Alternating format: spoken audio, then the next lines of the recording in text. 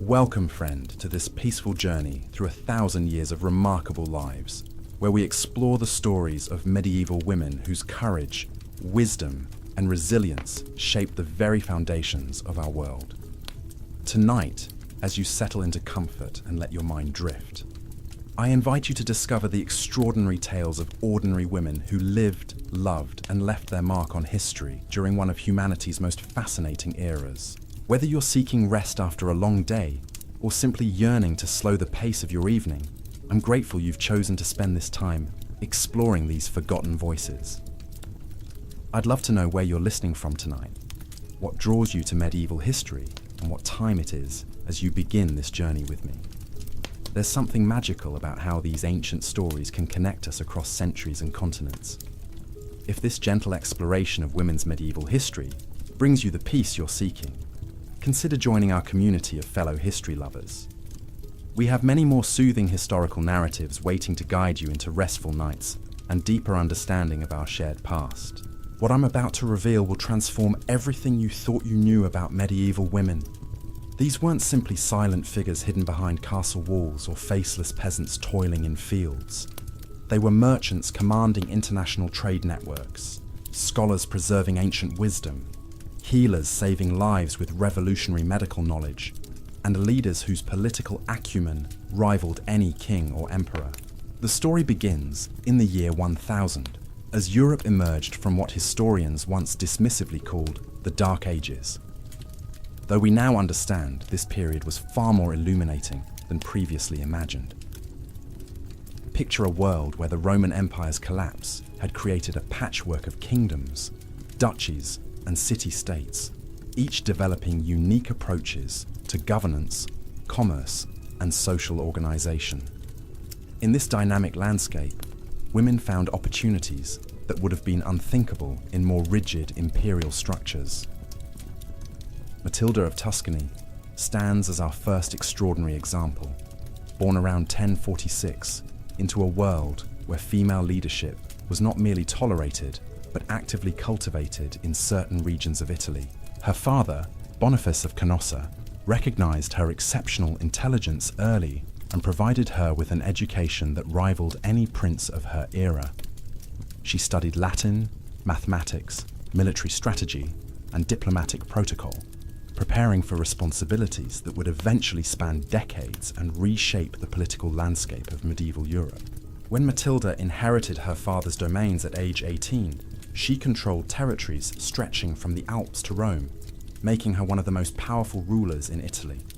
But her true genius lay not in inherited wealth or strategic marriages, though she would navigate both skillfully throughout her life. Instead, Matilda possessed an almost supernatural ability to read political currents and position herself advantageously during the most turbulent period in medieval European politics. The conflict between Pope Gregory VII and Holy Roman Emperor Henry IV, known as the Investiture Controversy, created opportunities for skilled political operators to influence the very structure of European governance. Matilda recognized that supporting the papal cause against imperial authority could secure her independence, while advancing principles she genuinely believed would benefit her subjects and Christendom broadly. Her castle at Canossa became the stage for one of medieval history's most dramatic moments, when Emperor Henry IV, excommunicated and desperate to restore his legitimacy, traveled through alpine snows in winter to beg forgiveness from Pope Gregory. For 3 days, Henry stood barefoot in the courtyard, demonstrating the humiliation of imperial power before ecclesiastical authority. Matilda orchestrated this theatre with perfect precision, understanding that symbolic victories could prove more valuable than military conquests. But Matilda's political sophistication extended far beyond dramatic gestures. She developed innovative approaches to territorial administration that balanced local autonomy with centralized coordination, creating governance models that would influence Italian city-state development for centuries. Her legal reforms protected peasant rights while encouraging agricultural innovation, leading to productivity increases that supported population growth and economic expansion throughout her domains. Medieval women like Matilda succeeded, not despite the constraints of their era, but by understanding how to navigate and manipulate those constraints to achieve their objectives. The feudal system, often portrayed as uniformly oppressive to women, actually created spaces where exceptional individuals could accumulate power through strategic marriages, inheritance claims, and political alliances that transcended traditional gender roles. Consider Eleanor of Aquitaine, whose life spanned nearly the entire 12th century and whose influence extended from the Pyrenees to the Holy Land. Born around 1122 as heiress to the largest duchy in France, Eleanor received an education that emphasized not just traditional feminine accomplishments like music and embroidery, but also the practical skills of governance, diplomacy, and economic management that would prove essential for ruling vast territories. Eleanor's court in Poitiers became a center of cultural innovation that revolutionized European literature, music, and social customs. She patronized troubadours whose songs celebrated courtly love, transforming relationships between men and women throughout aristocratic society. But this cultural revolution served political purposes as well, creating new forms of loyalty and obligation that strengthened her authority while providing alternatives to traditional feudal bonds. Her marriage to Louis VII of France initially seemed like a conventional political alliance designed to unite Aquitaine with the French crown. But Eleanor quickly discovered that Louis's pious, contemplative nature clashed with her dynamic approach to leadership and governance. Their joint participation in the Second Crusade revealed fundamental incompatibilities that went far beyond personal preferences to encompass different visions of royal authority and international relations. The annulment of Eleanor's marriage to Louis, ostensibly for consanguinity, but actually reflecting irreconcilable political differences, demonstrated her willingness to sacrifice conventional security for greater autonomy and influence.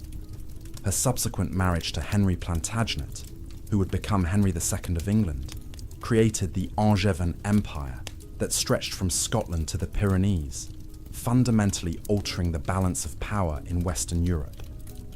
Eleanor's relationship with Henry proved equally complex, combining genuine political partnership with personal conflicts that reflected broader tensions between competing visions of royal authority. Their sons, including the future Richard the Lionheart and John Lackland, inherited both parents' political ambitions and their tendency toward internecine conflict, creating succession crises that would dominate English politics for generations. During her later years, Eleanor demonstrated remarkable resilience and political acumen as she navigated the challenges of aging in a world that valued women primarily for their reproductive capabilities and family connections. Her regency during Richard's crusading absence revealed administrative skills that had been developed over decades of active involvement in governance, diplomacy, and military planning. The story of Hildegard of Bingen illuminates different but equally significant dimensions of medieval women's achievements in intellectual and spiritual spheres. Born around 1098 in the Rhineland, Hildegard experienced mystical visions from childhood that would eventually establish her as one of the most influential religious thinkers of her era. But her significance extends far beyond spiritual matters to encompass revolutionary contributions to medicine, natural philosophy, music, and linguistic innovation.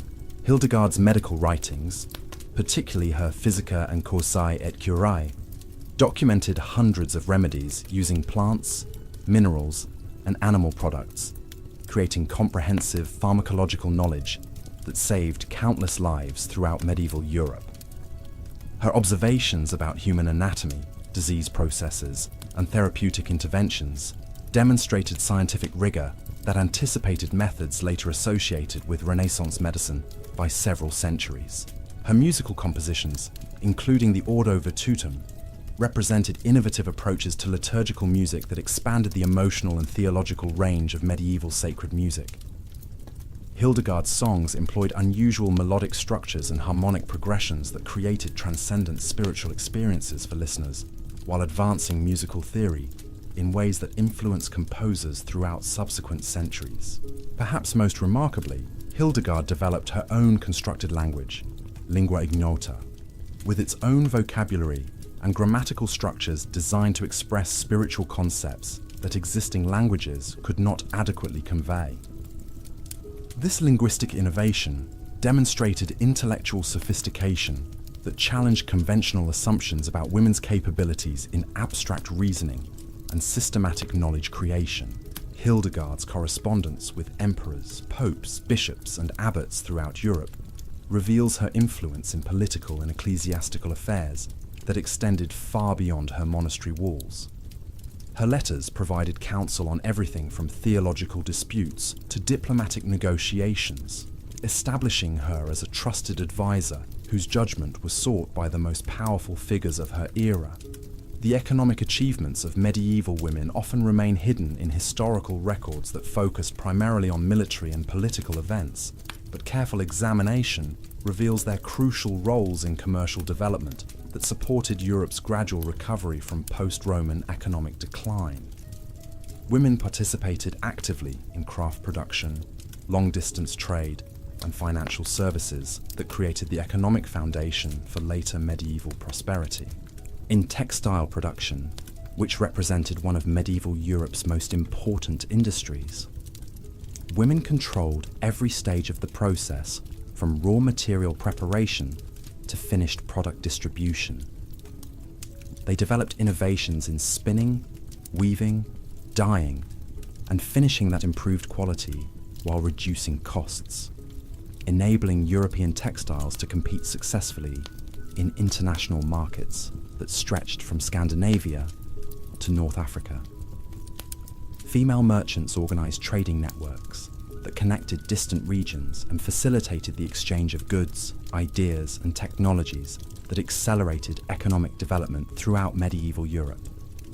These women possessed intimate knowledge of local markets, transportation systems, and commercial regulations that enabled them to identify profitable opportunities while managing risks that could destroy less knowledgeable competitors. The story of Marjorie Kempe, whose autobiography provides unprecedented insight into medieval women's inner lives and spiritual experiences, reveals the complex relationships between personal faith, social expectations, and individual agency that characterized women's experiences throughout this period.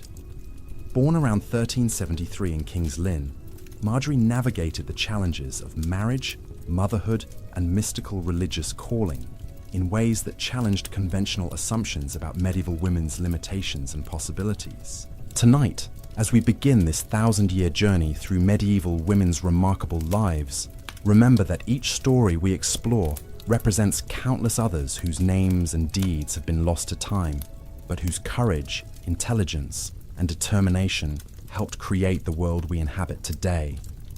These women lived through plague, war, social upheaval, and economic transformation while maintaining hope, pursuing knowledge, and caring for their communities in ways that demonstrate humanity's capacity for resilience and growth, even during history's most challenging periods. Their contributions to medieval banking and finance revolutionized how Europeans understood money, credit, and international commerce.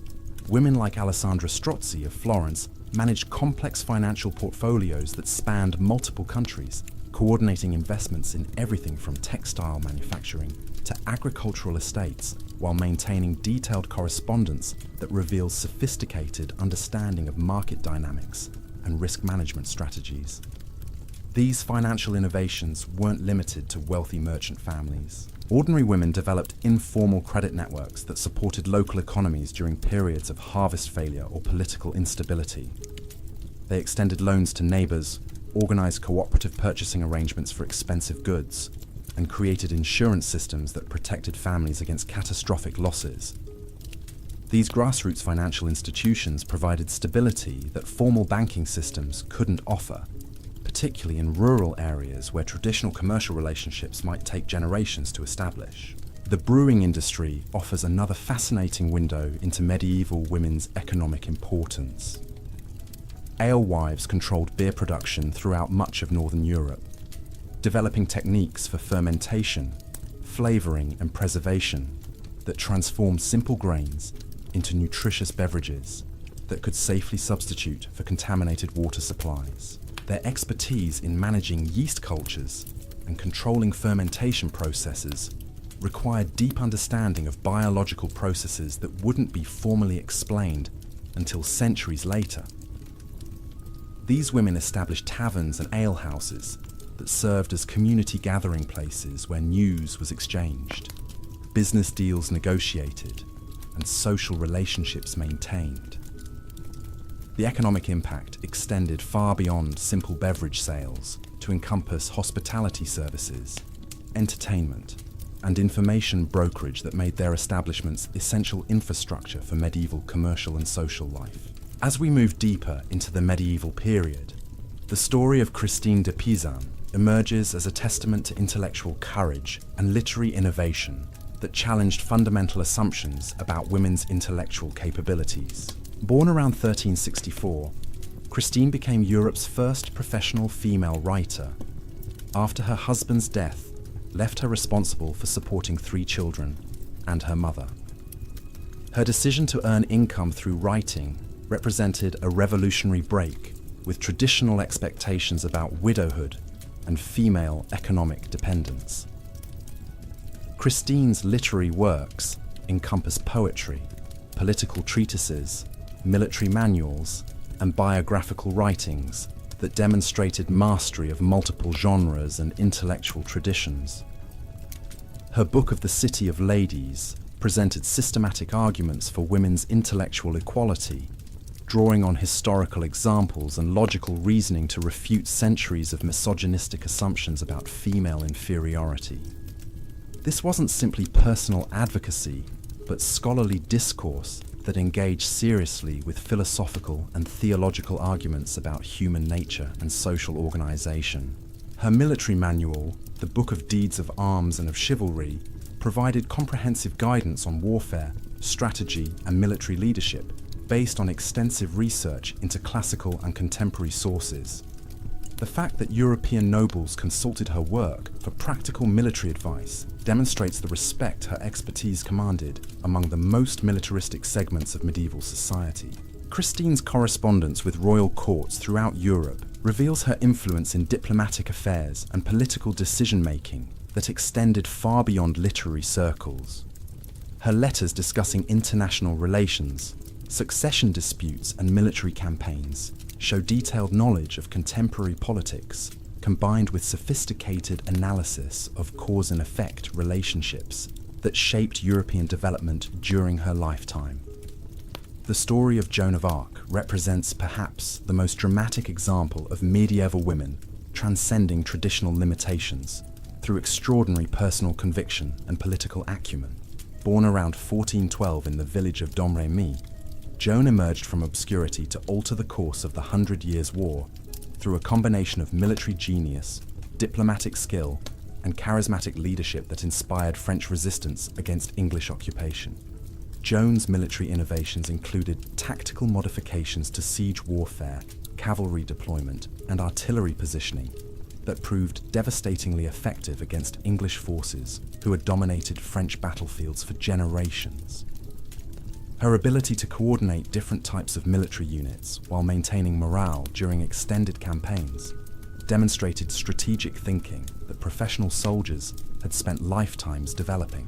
But Joan's true genius lay in understanding how religious symbolism could be weaponized for political purposes, while maintaining genuine spiritual conviction that inspired loyalty among followers who might otherwise have remained neutral in dynastic conflicts. Her claim to divine revelation provided legitimacy for challenging established military and political hierarchies, while offering French nobles face-saving opportunities to abandon English allegiances without appearing treasonous.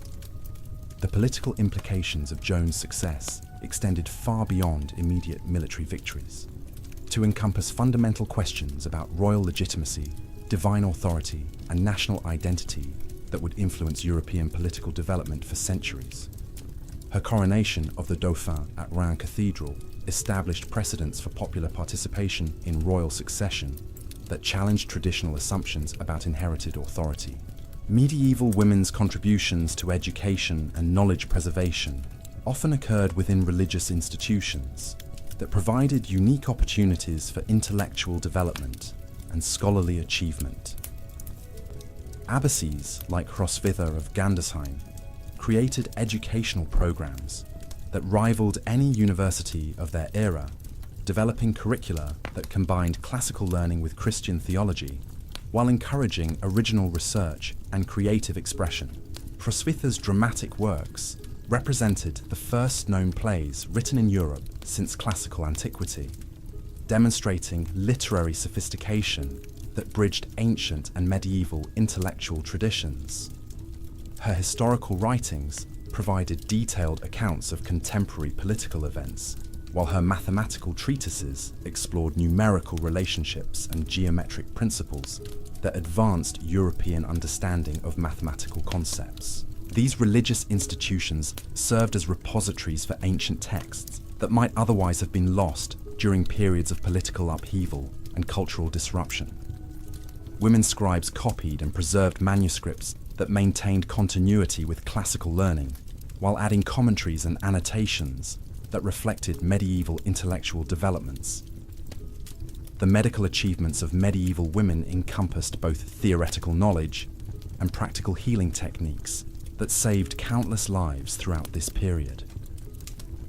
Trotta of Salerno contributed to medical texts that became standard references throughout Europe, documenting gynecological conditions and treatments with unprecedented detail and accuracy.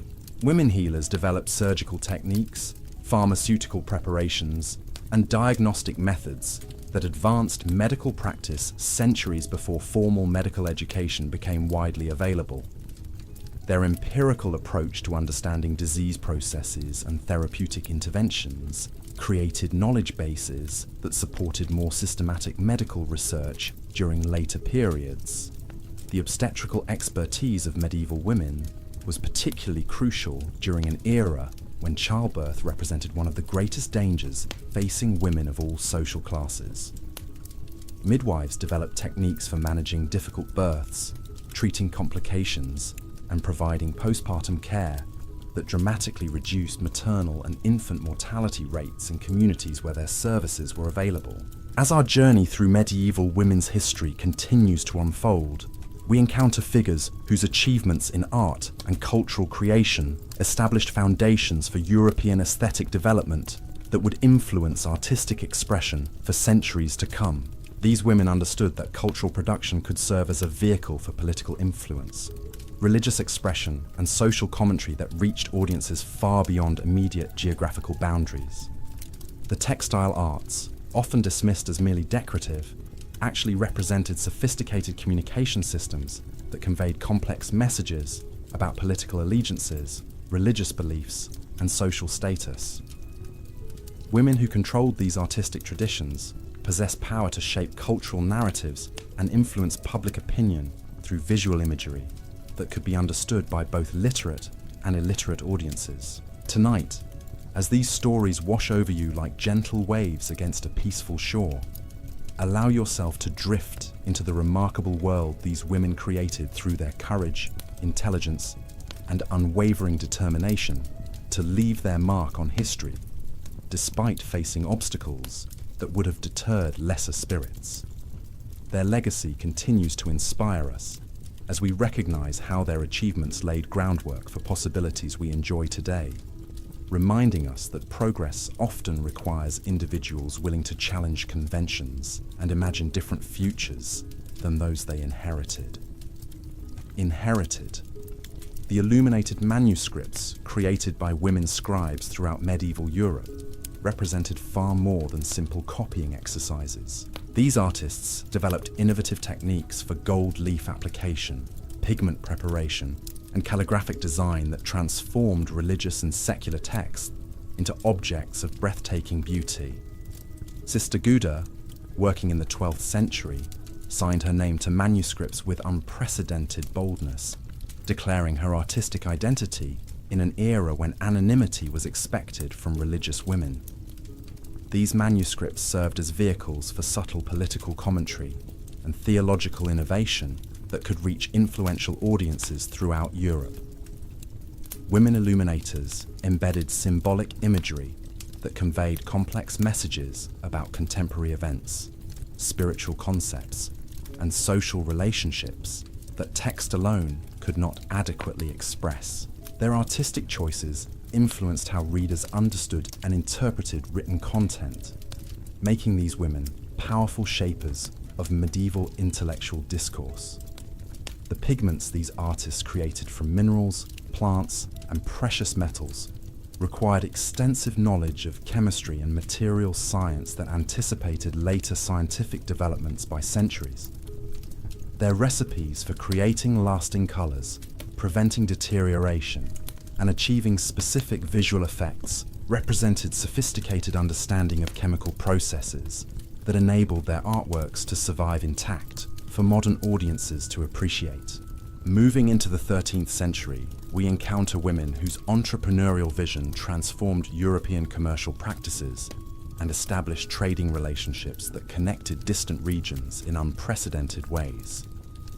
Margherita Dattini of Prato managed international business operations that spanned from London to Constantinople, coordinating complex financial transactions while maintaining detailed records that provide modern historians with invaluable insights into medieval commercial practices. Her correspondence reveals sophisticated understanding of currency exchange rates, market timing, and risk assessment that enabled her to identify profitable opportunities while avoiding catastrophic losses that destroyed less skillful competitors. She negotiated contracts with suppliers, managed employee relationships, and developed marketing strategies that established her family's commercial enterprises as models for other merchants throughout Europe. The insurance innovations developed by medieval women merchants created financial instruments that made long-distance trade economically viable despite risks from piracy, warfare, and natural disasters that could destroy entire fortunes overnight. These women understood that spreading risk among multiple investors while charging appropriate premiums for different types of coverage could generate profits while providing essential services that supported economic development throughout their regions. The story of Marguerite Porretta illuminates the complex relationships between intellectual freedom, religious authority, and gender expectations that characterized medieval spiritual life. Born in the late 13th century, Marguerite wrote mystical treatises that challenged conventional understanding of the relationship between individual souls and divine authority, developing theological concepts that influenced religious thought for centuries despite official condemnation by ecclesiastical authorities. Her work, The Mirror of Simple Souls, presented sophisticated arguments about spiritual transcendence and divine union that drew on both Christian tradition and philosophical innovations that anticipated later mystical developments. The book's popularity among educated readers throughout Europe demonstrated hunger for spiritual guidance that transcended conventional religious instruction, creating communities of practice that maintained alternative approaches to religious experience. Marguerite's execution for heresy in 1310 reflected not just theological disagreement, but broader tensions about intellectual authority and the right of individuals to interpret religious truth independently of institutional guidance. Her martyrdom inspired subsequent generations of women mystics who continued developing innovative approaches to spiritual practice while navigating dangerous political and religious environments. The economic contributions of medieval women extended into banking and international finance through institutions that provided essential services for commercial development throughout Europe. Women like Francesca Dattini established lending operations that supported agricultural expansion, craft production, and long-distance trade while developing risk assessment techniques that minimized losses from bad loans or economic disruption. These financial innovations included early forms of letters of credit, international currency exchange, and investment partnerships that enabled merchants to conduct business across vast distances without carrying dangerous amounts of precious metals or coins. Women bankers understood that reputation for reliability and fair dealing was more valuable than short-term profits. Building customer relationships that supported their institutions through economic downturns and political upheavals. The agricultural innovations developed by medieval women encompassed both practical farming techniques and theoretical understanding of soil management, crop rotation, and animal husbandry that increase productivity while maintaining environmental sustainability. Abbesses managing monastic estates developed systematic approaches to land use that balanced immediate needs with long-term conservation, creating models for sustainable agriculture that supported population growth throughout the medieval period. Women farmers experimented with new crops, breeding programs, and cultivation techniques that adapted to changing climate conditions and market demands. Their empirical approach to agricultural problem-solving created knowledge bases that were transmitted through informal networks connecting rural communities across vast geographical distances, enabling successful innovations to spread rapidly throughout regions where they proved beneficial. The story of Mechthild of Magdeburg reveals how medieval women used mystical experience as a vehicle for social criticism and political commentary that challenged established hierarchies while maintaining plausible deniability about their revolutionary implications. Born around 1207, Mechthild claimed divine visions that authorized her to critique clerical corruption, aristocratic excess, and social injustice with unprecedented boldness.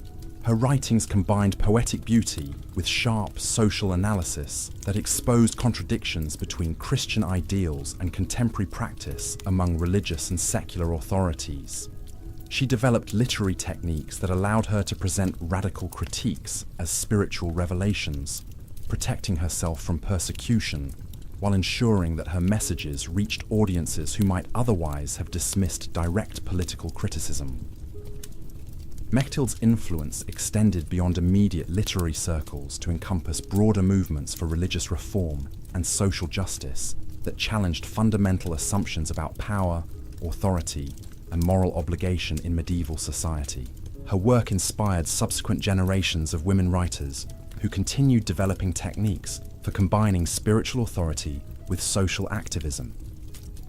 The legal achievements of medieval women encompassed both theoretical jurisprudence and practical advocacy that advanced concepts of individual rights, due process, and equitable treatment under law. Women like Eleanor de Montfort participated in legal proceedings that established precedents for limiting royal authority and protecting subjects from arbitrary governmental action, contributing to constitutional developments that influenced European political evolution for centuries. These legal innovations often emerged from women's unique positions within feudal hierarchies that gave them standing to challenge decisions that affected their property rights, inheritance claims, or family interests. Their advocacy established principles that extended beyond immediate personal concerns to encompass broader questions about legal procedure and governmental authority that benefited entire communities. Medieval women judges and legal advisors developed expertise in both canon and civil law that enabled them to navigate complex jurisdictional disputes while providing guidance to parties seeking resolution of conflicts involving marriage, property, commercial agreements, and criminal accusations. Their decisions created precedents that influenced legal development throughout their regions while establishing reputations for fairness and competence that attracted clients from distant areas. The architectural achievements of medieval women encompass both practical building design and theoretical understanding of engineering principles that enabled construction of churches, castles, and civic buildings that demonstrated sophisticated technical knowledge. Abbesses planning monastic complexes developed innovative approaches to water management, heating systems, and structural engineering that created comfortable living environments while demonstrating aesthetic sensibilities that influenced architectural development throughout Europe. Women patrons commissioning major construction projects worked closely with architects and craftsmen to develop building programs that balanced functional requirements with symbolic purposes, creating structures that served immediate practical needs while conveying messages about power, authority, and cultural values that would influence viewers for generations. As our gentle journey through these remarkable lives continues, we discover how medieval women's achievements in diplomacy and international relations, helped maintain peace between competing kingdoms while facilitating cultural exchange that enriched European civilization. These women understood that successful negotiation required deep knowledge of local customs, religious beliefs, and political interests that could only be acquired through careful study and respectful engagement with diverse communities. Their diplomatic correspondence reveals sophisticated understanding of cause and effect relationships in international affairs, combined with practical wisdom about human psychology and group dynamics that enabled them to identify mutually beneficial solutions to apparently intractable conflicts. These achievements remind us that medieval women possessed intellectual capabilities and practical skills that enabled them to succeed in the most challenging professional environments while maintaining commitments to family, community, and spiritual development that defined meaningful lives in their era. Tonight, as these stories of courage and achievement wash over you, remember that each woman we encounter represents countless others whose names have been lost, but whose contributions created the foundations for possibilities we enjoy today, demonstrating that progress requires individuals willing to challenge limitations and imagine different futures than those they inherited from previous generations. The 14th century brought unprecedented challenges that tested medieval women's resilience and adaptability as the Black Death swept across Europe, fundamentally altering social structures and creating new opportunities for those who survived. In this transformed landscape, women like Bridget of Sweden emerged as prophetic voices whose spiritual authority transcended traditional boundaries between secular and religious power, establishing new forms of influence that would reshape European Christianity for generations. Born around 1303 into Swedish nobility, Bridget possessed an extraordinary combination of mystical insight and practical political intelligence that enabled her to navigate the complex relationships between competing papal claims, royal succession disputes, and popular religious movements that characterized her turbulent era. Her revelations, recorded in meticulous detail throughout her adult life, provided spiritual guidance that influenced everything from individual moral decisions to international diplomatic negotiations involving the most powerful rulers of medieval Europe. Bridget's pilgrimage to Rome transformed her from regional religious figure into international spiritual authority whose counsel was sought by popes, emperors, and kings throughout Christendom. Her establishment of the Bridgetine order created institutional frameworks that preserved her teachings, while providing educational and charitable services that addressed practical needs of communities struggling to recover from demographic catastrophe and economic disruption caused by repeated plague outbreaks. The economic innovations developed by post-plague women entrepreneurs reflected their understanding that traditional commercial relationships had been permanently altered by demographic collapse and social transformation. Women like Alice de Brienne adapted their business strategies to exploit new market opportunities created by labor shortages and changed consumption patterns, demonstrating remarkable flexibility in adjusting to unprecedented economic conditions. Alice's detailed household accounts reveal sophisticated understanding of supply chain management, inventory control, and cost accounting that enabled her to maintain profitable operations despite volatile prices and unreliable suppliers. Her success in managing complex agricultural and commercial enterprises provided employment for hundreds of workers, while generating revenues that supported charitable activities and capital investments that benefited entire regions of Eastern England. The brewing operations controlled by post-plague women expanded dramatically as traditional guild restrictions collapsed and labor shortages created opportunities for skilled entrepreneurs to enter previously closed markets. These women developed innovations in production techniques, quality control, and distribution networks that transformed local beverage industries while establishing commercial relationships that connected distant regions through trade networks focused on their products. Margaret Paston's correspondence provides unprecedented insight into how 15th century women managed complex family enterprises that encompassed agricultural estates, commercial investments, and political relationships requiring constant attention and sophisticated decision-making. Her letters reveal deep understanding of legal procedures, financial management, and strategic planning that enabled her family to maintain prosperity and social position despite civil warfare and economic instability that destroyed many contemporary dynasties. Margaret's role in managing the Paston family's extensive legal disputes demonstrates her mastery of procedural requirements and evidentiary standards that enabled her to protect valuable property rights while pursuing favourable settlements of inheritance claims that had been contested for generations. Her success in these complex legal battles required not just technical knowledge, but also psychological insight into the motivations and vulnerabilities of opposing parties that could be exploited through careful negotiation and strategic pressure. The Paston women's political activities during the Wars of the Roses illustrate how medieval women navigated factional conflicts that could destroy families who chose incorrectly or failed to maintain flexibility as political circumstances evolved. Their correspondence reveals sophisticated analysis of military developments, court politics, and regional power dynamics that enabled them to make strategic decisions about allegiances and investments that preserved family interests despite decades of political turmoil. During this same period, women mystics throughout Europe developed innovative approaches to spiritual experience that challenged conventional understanding of religious authority while creating new forms of community organization that provided alternatives to traditional monastic institutions.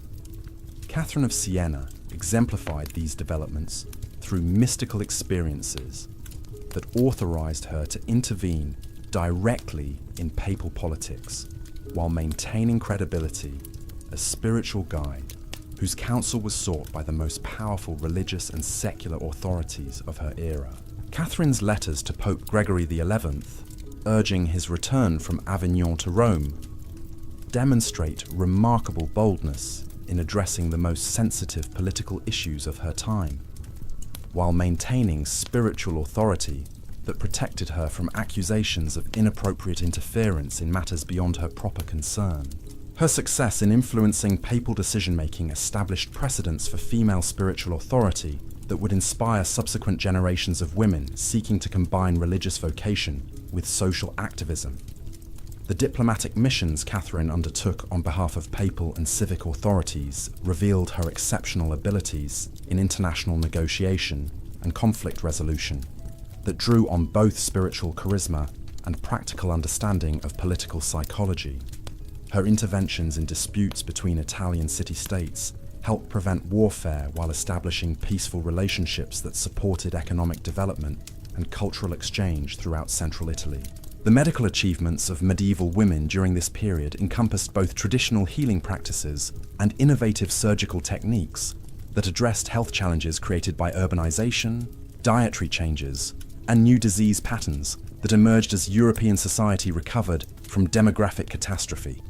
Women physicians like Jacobina Felici developed comprehensive approaches to patient care that combined empirical observation with theoretical understanding of disease processes, creating treatment protocols that achieved remarkable success rates given available resources and technological limitations. These medical innovations included sophisticated diagnostic techniques that enabled early identification of serious conditions, pharmaceutical preparations that utilized newly available ingredients from expanded international trade networks, and surgical procedures that addressed traumatic injuries with unprecedented precision and success rates. Women practitioners shared knowledge through informal networks that connected urban centers with rural communities, ensuring that medical advances reached populations who might otherwise have lacked access to professional health care. The obstetrical expertise developed by medieval midwives during this period reflected their deep understanding of maternal and infant physiology, combined with practical experience managing complications that could prove fatal without skilled intervention. Their innovations in pain management, infection prevention, and emergency procedures reduced maternal mortality rates while improving outcomes for newborns in communities where their services were available. As we move deeper into the 15th century, the story of Joan of Arc's contemporary, Yolande of Aragon, reveals how royal women wielded political influence through strategic marriages, territorial administration, and diplomatic initiatives that shaped the course of European development during one of history's most transformative periods. Born around 1384, Yolande possessed exceptional political intelligence that enabled her to navigate complex succession disputes while maintaining independence and authority that rivaled any male ruler of her era. Yolande's role in supporting the Dauphin's claim to the French throne involved not just financial backing, but comprehensive political strategy that coordinated military operations, diplomatic negotiations, and propaganda campaigns designed to undermine English legitimacy, while establishing French royal authority throughout territories that had been disputed for generations. Her recognition of Joan of Arc's potential and her decision to support the young visionary's mission demonstrated remarkable insight into popular psychology and the power of symbolic leadership during periods of national crisis. The territorial administration developed by Yolande in her various domains created models for efficient governance that balanced local autonomy with centralized coordination, establishing administrative procedures that maximized revenue collection while maintaining popular support through fair treatment of subjects and responsive attention to regional needs and concerns. Her innovations in tax collection, judicial administration, and economic development influenced governmental practices throughout medieval Europe. Yolande's patronage of arts and learning established cultural centers that preserved classical knowledge while encouraging innovative approaches to literature, music, and visual arts that would influence European aesthetic development for centuries. Her court attracted scholars, artists, and intellectuals from throughout Europe, creating intellectual networks that facilitated exchange of ideas and techniques that advanced human knowledge across multiple disciplines. The story of Isotta Nogarola illuminates the challenges and opportunities faced by Renaissance women who sought to participate in intellectual movements that were transforming European approaches to education, scholarship, and cultural production. Born in 1418 into a prominent Veronese family, Isotta received unprecedented educational opportunities that enabled her to master Latin, Greek, and classical literature, while developing original approaches to philosophical and theological questions that engaged with the most sophisticated intellectual discourse of her era.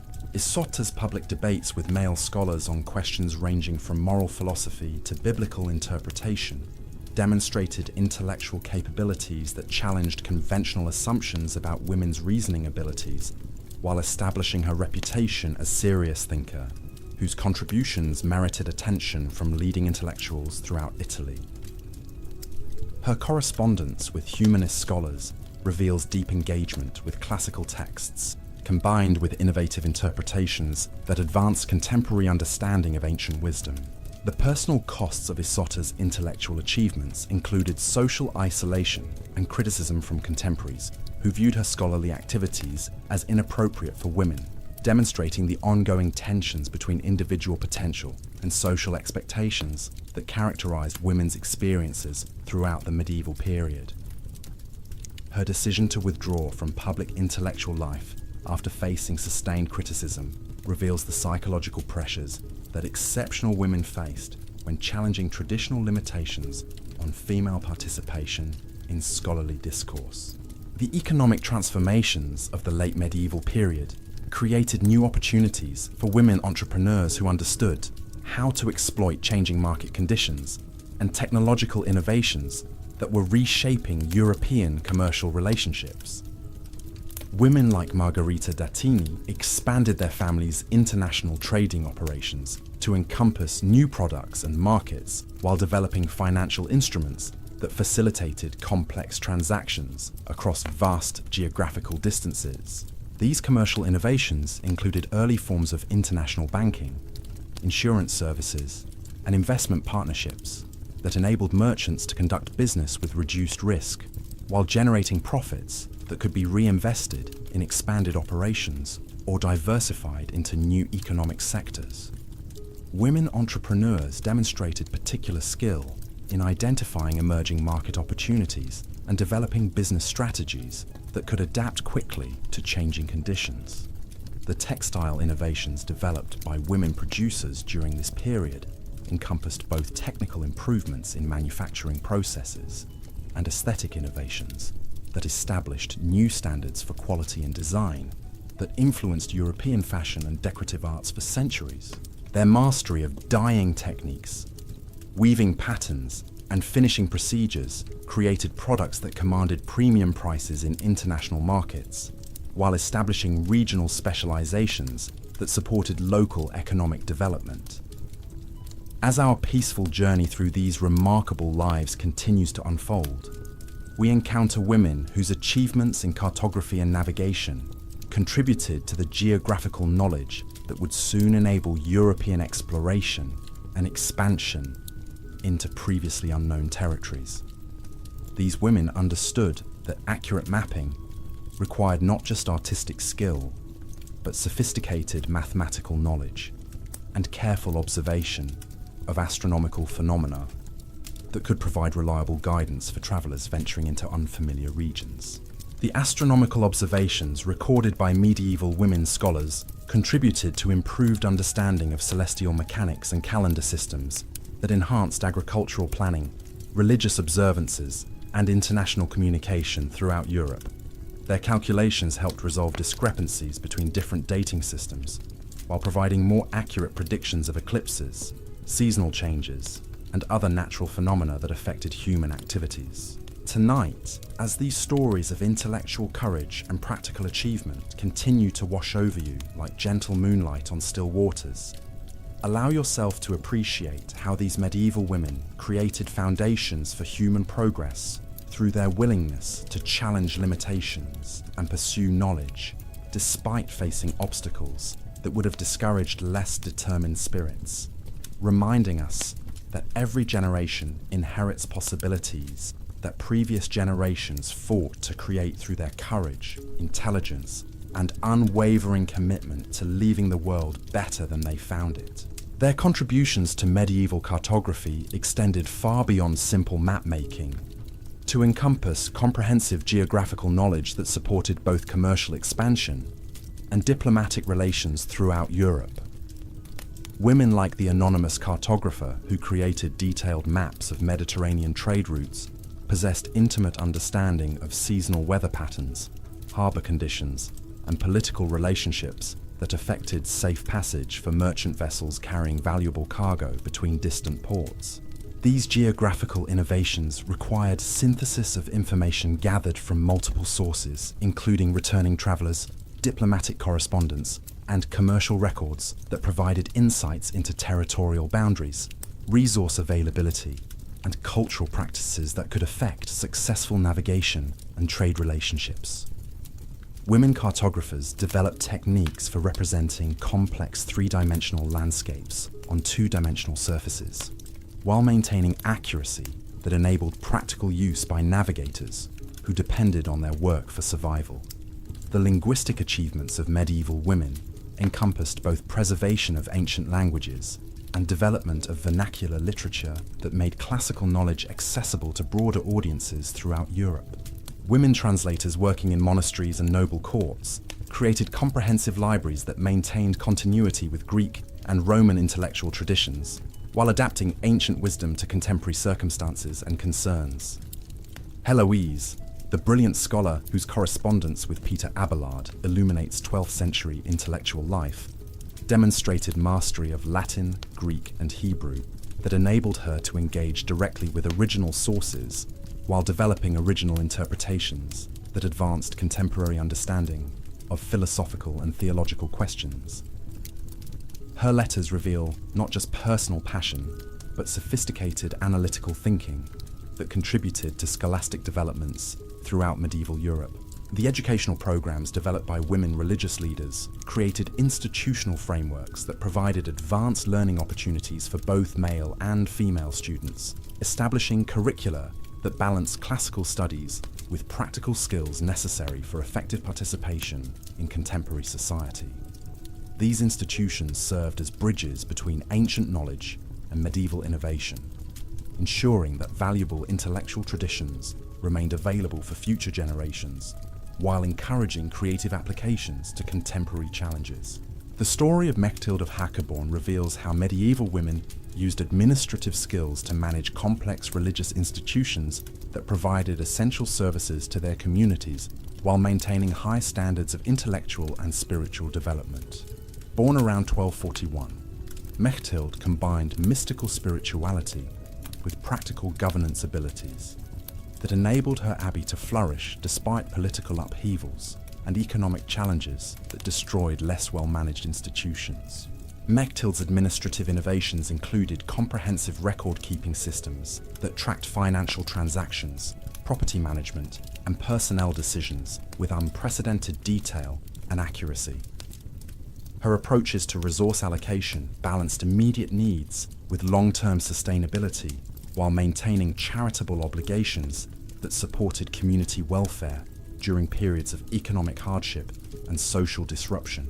The educational philosophy developed by Mechtilde emphasized integration of contemplative practice with active service, creating balanced approaches to religious life that prepared students for leadership roles in both secular and ecclesiastical contexts. Her teaching methods combined traditional theological study with practical training in administration, diplomacy, and social service that equipped graduates with skills necessary for effective participation in medieval public life. The agricultural innovations implemented by medieval women landowners encompassed both theoretical understanding of soil science and practical experience with crop management that increased productivity while maintaining environmental sustainability. Women like Isabella de Fortibus developed comprehensive estate management strategies that balanced agricultural production with forest conservation, creating integrated approaches to land use that supported both immediate economic needs and long-term resource preservation.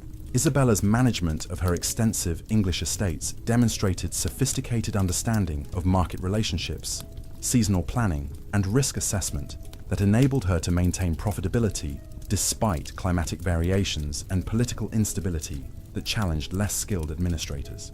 Her innovations in crop rotation, livestock management, and infrastructure development created models that influenced agricultural practices throughout medieval England. The technological innovations developed by women craftspeople during this period encompass both improvements to existing production techniques and entirely new approaches to manufacturing that increased efficiency while maintaining quality standards. Women metalworkers developed alloy compositions and forging techniques that created superior weapons and tools, while women textile producers invented mechanical improvements to spinning and weaving equipment that increased productivity without sacrificing craftsmanship. These technological advances often emerged from women's intimate understanding of materials and processes gained through years of hands-on experience combined with willingness to experiment with new approaches when traditional methods proved inadequate for changing market demands or resource availability. Their innovations spread through informal networks, connecting craftspeople across vast geographical distances, enabling successful techniques to be rapidly adopted throughout regions where they proved beneficial.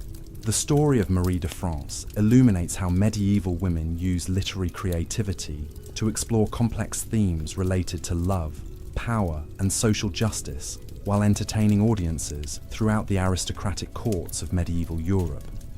Writing in the 12th century, Marie created narrative poems that combined entertainment value with subtle social commentary, establishing literary techniques that influenced European storytelling traditions for centuries. Marie's lays, or short narrative poems, demonstrated mastery of multiple literary traditions while developing innovative approaches to character development and plot structure that created more psychologically complex protagonists than had been typical in earlier medieval literature. Her female characters possessed agency and intelligence that challenged conventional assumptions about women's capabilities while providing positive role models for contemporary audiences. The political themes explored in Marie's works addressed contemporary concerns about justice, governance, and social responsibility through allegorical narratives that could convey critical messages without directly challenging established authorities. Her sophisticated understanding of court politics enabled her to create stories that entertained powerful patrons while subtly advocating for more equitable treatment of marginalized groups throughout medieval society. The medical schools established by medieval women, physicians created institutional frameworks that preserved and transmitted healing knowledge, while encouraging original research that advanced understanding of human anatomy, disease processes, and therapeutic interventions. The School of Salerno, where women like Trotta taught and practiced, became a model for medical education that influenced institutional development throughout Europe. These medical institutions emphasized empirical observation and careful documentation of treatment outcomes, creating knowledge bases that supported more systematic approaches to healthcare, while maintaining flexibility to adapt treatments to individual patient needs and local resource availability. Women physicians developed comprehensive diagnostic procedures that enabled early identification of serious conditions while creating treatment protocols that maximize therapeutic effectiveness within available technological limitations. The pharmaceutical innovations developed by medieval women healers encompassed both traditional herbal remedies and experimental compounds that utilized newly available ingredients from expanded international trade networks. Their understanding of drug interactions, dosage calculations, and patient monitoring created safer and more effective therapeutic approaches that saved countless lives throughout the medieval period. As we venture into the 14th century, the extraordinary life of Julian of Norwich emerges as a testament to how medieval women used mystical experience as a foundation for sophisticated theological reflection that advanced Christian understanding while providing practical guidance for spiritual development. Born around 1342, Julian survived the Black Death and used her near-death experience as inspiration for extended meditation on divine love and human suffering that produced some of the most profound religious writing in medieval literature. Julian's revelations of divine love demonstrated remarkable theological sophistication, combined with deep psychological insight into human nature and spiritual development. Her systematic exploration of concepts like divine mercy, human sin, and eternal salvation created comprehensive theological frameworks that influenced Christian thought for centuries, while providing practical guidance for individuals seeking deeper spiritual understanding. The innovative theological concepts developed by Julian included revolutionary ideas about divine feminine characteristics and universal salvation that challenged conventional doctrinal assumptions while maintaining orthodoxy through careful attention to established scriptural and patristic authorities. Her theological method combined mystical experience with rational analysis, creating approaches to religious understanding that balanced emotional engagement with intellectual rigor. The manuscript traditions preserved and developed by medieval women scribes encompassed both faithful copying of existing texts and creative adaptations that made ancient wisdom accessible to contemporary audiences. Women like Ende, the 10th century illuminator who signed her name to the Beatus of Girona, created visual interpretations of religious texts that enhanced understanding, while demonstrating remarkable artistic skill and theological sophistication. These manuscript innovations included development of new calligraphic styles, pigment formulations, and page layouts that improved both aesthetic appeal and practical usability of written materials. Women scribes understood that effective communication required attention to visual design elements that could enhance reader comprehension, while creating beautiful objects that honored the sacred knowledge they contained. The library systems developed by women religious leaders created comprehensive repositories for written knowledge that served both immediate institutional needs and long-term preservation of intellectual traditions. Their cataloging systems, storage techniques, and copying procedures ensured that valuable texts remained available for future generations, while facilitating access by contemporary scholars and students. The entrepreneurial achievements of medieval women merchants extended beyond simple buying and selling to encompass comprehensive business strategies that integrated production, distribution, and financial services in ways that maximize profitability while supporting broader economic development throughout their regions. Women like Godith of Winchester developed international trading networks that connected English producers with continental markets, while providing essential services that facilitated commercial relationships across vast geographical distances. These commercial innovations included early forms of market research, competitive analysis, and strategic planning that enabled women entrepreneurs to identify profitable opportunities while avoiding costly mistakes that could destroy less well-informed competitors. Their success in international trade required mastery of multiple languages, currencies, and legal systems that demonstrated intellectual capabilities rivaling any contemporary male merchants. The financial services developed by medieval women entrepreneurs encompass both traditional banking functions and innovative investment strategies that supported economic expansion while generating profits that could be reinvested in expanded operations or community development projects. Their understanding of risk assessment, portfolio management, and international finance created business models that influenced commercial development throughout medieval Europe. Tonight, as these remarkable stories continue to unfold, like ancient tapestries revealing their intricate patterns in candlelight, remember that each woman we encounter represents not just individual achievement, but collective human progress that emerged through countless acts of courage, creativity, and determination that challenged limitations while creating possibilities for future generations who would inherit a world enriched by their contributions to knowledge, culture, and social development. The diplomatic achievements of medieval women encompassed both formal negotiations between competing political authorities and informal relationship building that maintained peace and cooperation during periods when warfare might otherwise have devastated entire regions. Women like Blanche of Castile understood that successful diplomacy required deep knowledge of cultural differences, religious beliefs, and economic interests that could be leveraged to create mutually beneficial agreements between parties who might otherwise view each other as irreconcilable enemies. Blanche's regency during her son's minority demonstrated exceptional political skill in managing competing noble factions while maintaining royal authority and territorial integrity despite challenges from powerful vassals who viewed female rule as illegitimate.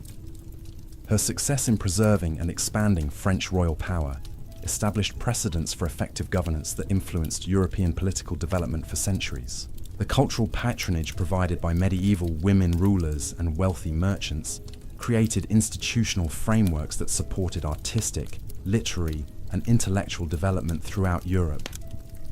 Their commissioning of major architectural projects, manuscript illuminations, and musical compositions provided employment for countless artists and craftspeople while creating cultural monuments that enriched human civilization and demonstrated the aesthetic sensibilities and intellectual sophistication of their patrons. These cultural investments encompassed both preservation of existing traditions and encouragement of innovative approaches that pushed artistic boundaries while maintaining connection to established aesthetic principles.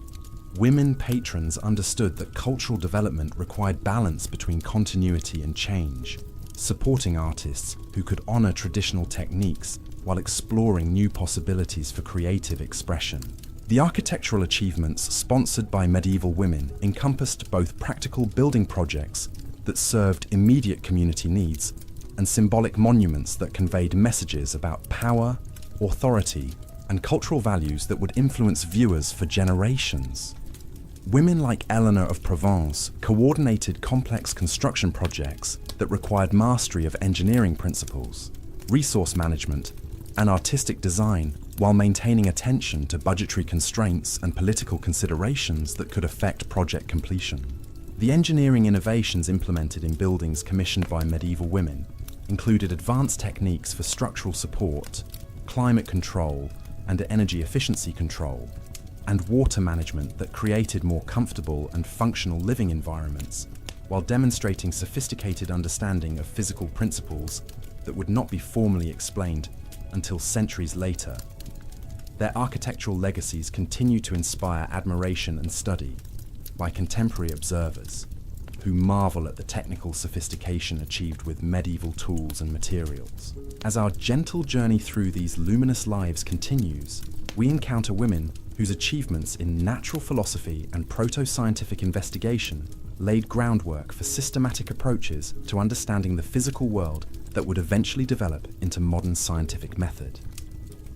Medieval women scholars combined careful observation with theoretical reflection, creating knowledge that advanced human understanding of natural phenomena while providing practical benefits for their communities.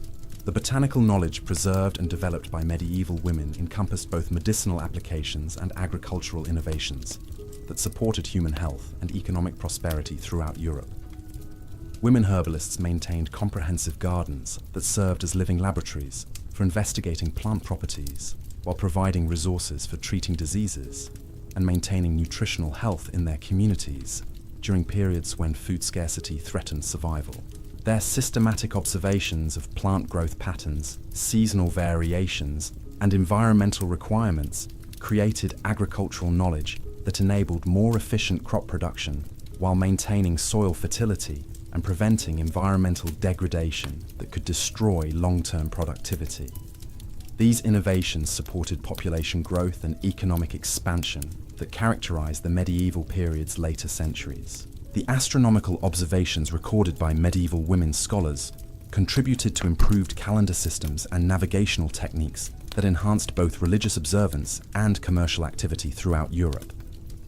Women like the anonymous astronomer, who calculated eclipse predictions for the court of Frederick II, demonstrated mathematical sophistication that enabled accurate forecasting of celestial events while advancing theoretical understanding of planetary motion and stellar relationships. These astronomical achievements required mastery of complex mathematical calculations, combined with patient observation of celestial phenomena over extended periods, creating knowledge that served both practical navigation needs and theoretical understanding of cosmic order that influenced medieval worldview and intellectual development. Their contributions to astronomical knowledge provided foundations for later scientific advances that would revolutionize human understanding of the universe. The mathematical innovations developed by medieval women scholars encompass both theoretical advances in numerical relationships and practical applications that solved real-world problems facing their communities. Women working in monastic scriptoriums developed calculation techniques that enabled more accurate accounting systems, architectural measurements, and astronomical predictions, while creating educational materials that transmitted mathematical knowledge to future generations of scholars and practitioners. These mathematical achievements included innovations in geometric principles that supported architectural design, algebraic methods that facilitated commercial calculations, and trigonometric concepts that enhanced navigational accuracy.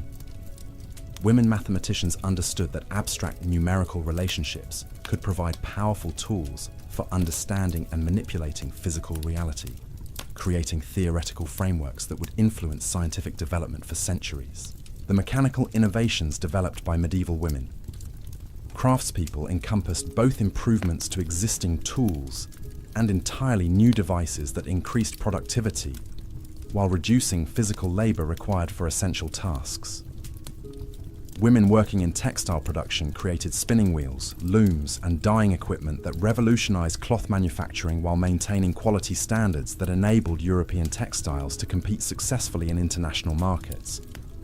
These technological advances often emerge from women's intimate understanding of production processes, combined with willingness to experiment with new approaches when traditional methods proved inadequate for changing demands or resource limitations.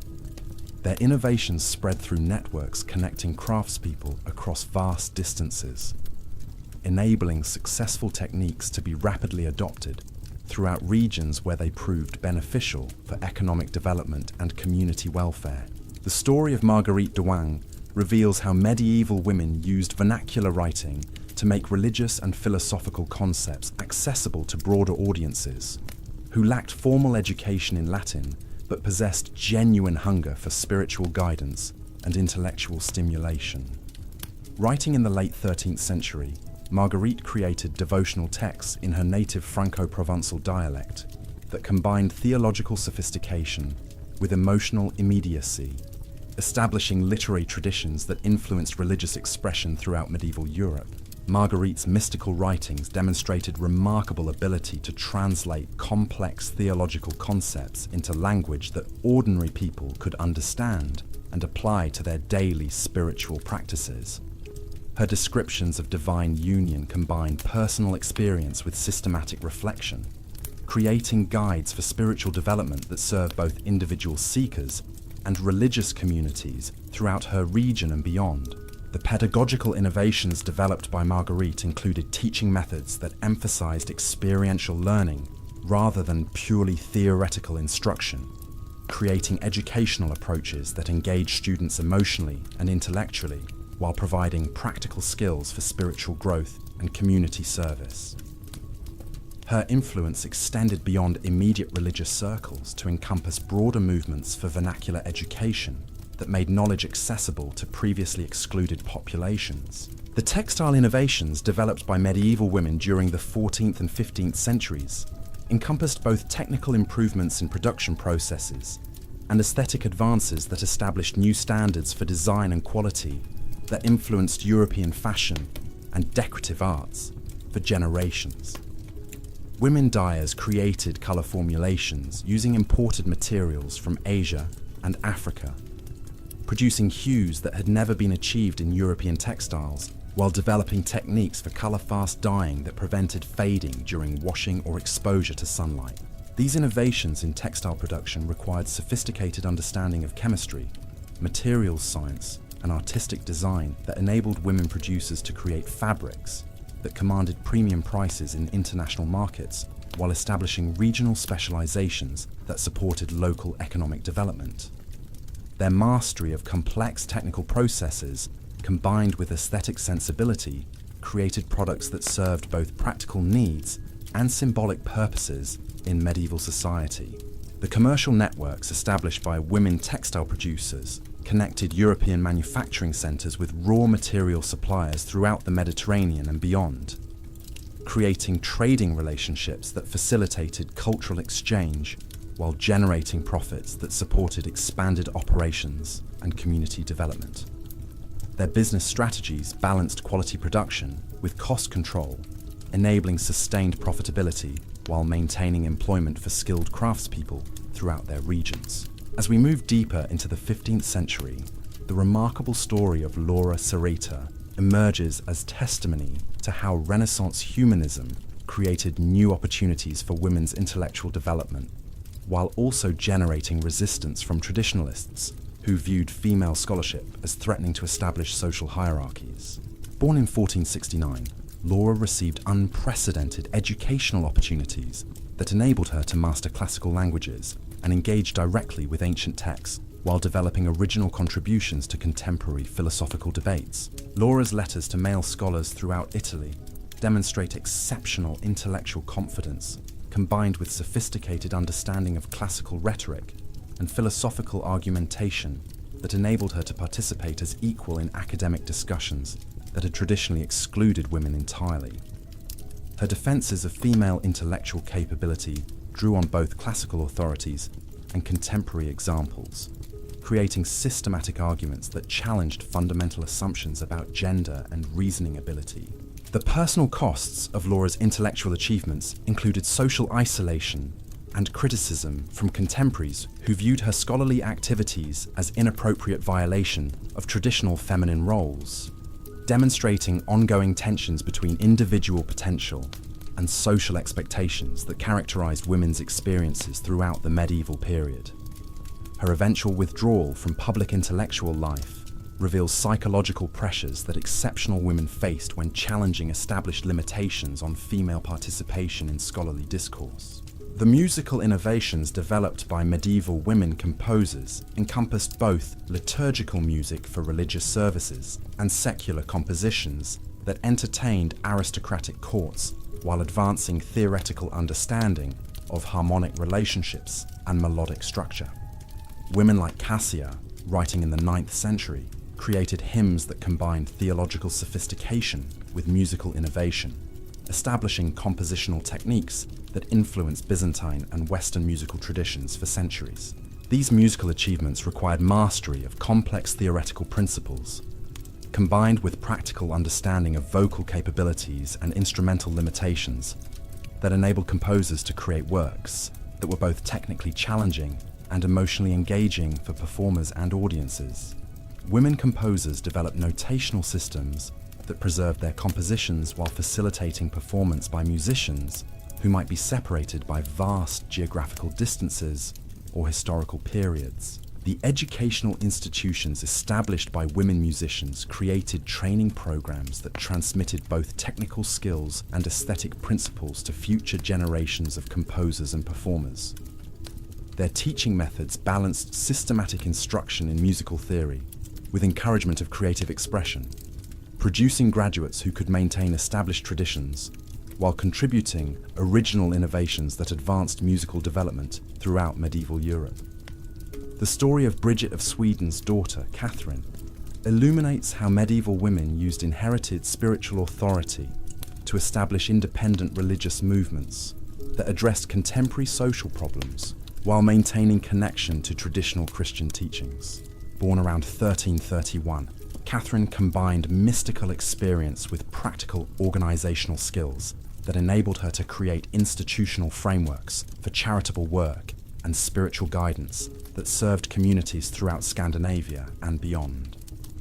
Catherine's administrative innovations included comprehensive systems for managing charitable resources, coordinating volunteer activities, and maintaining institutional continuity that enabled her religious communities to survive political upheavals and economic challenges that destroyed less well-organized institutions.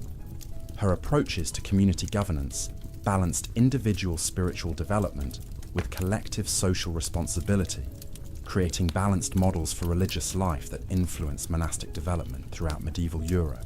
But the theological contributions developed by Catherine encompassed both preservation of her mother's spiritual teachings and original insights into mystical experience that advanced contemporary understanding of divine human relationships.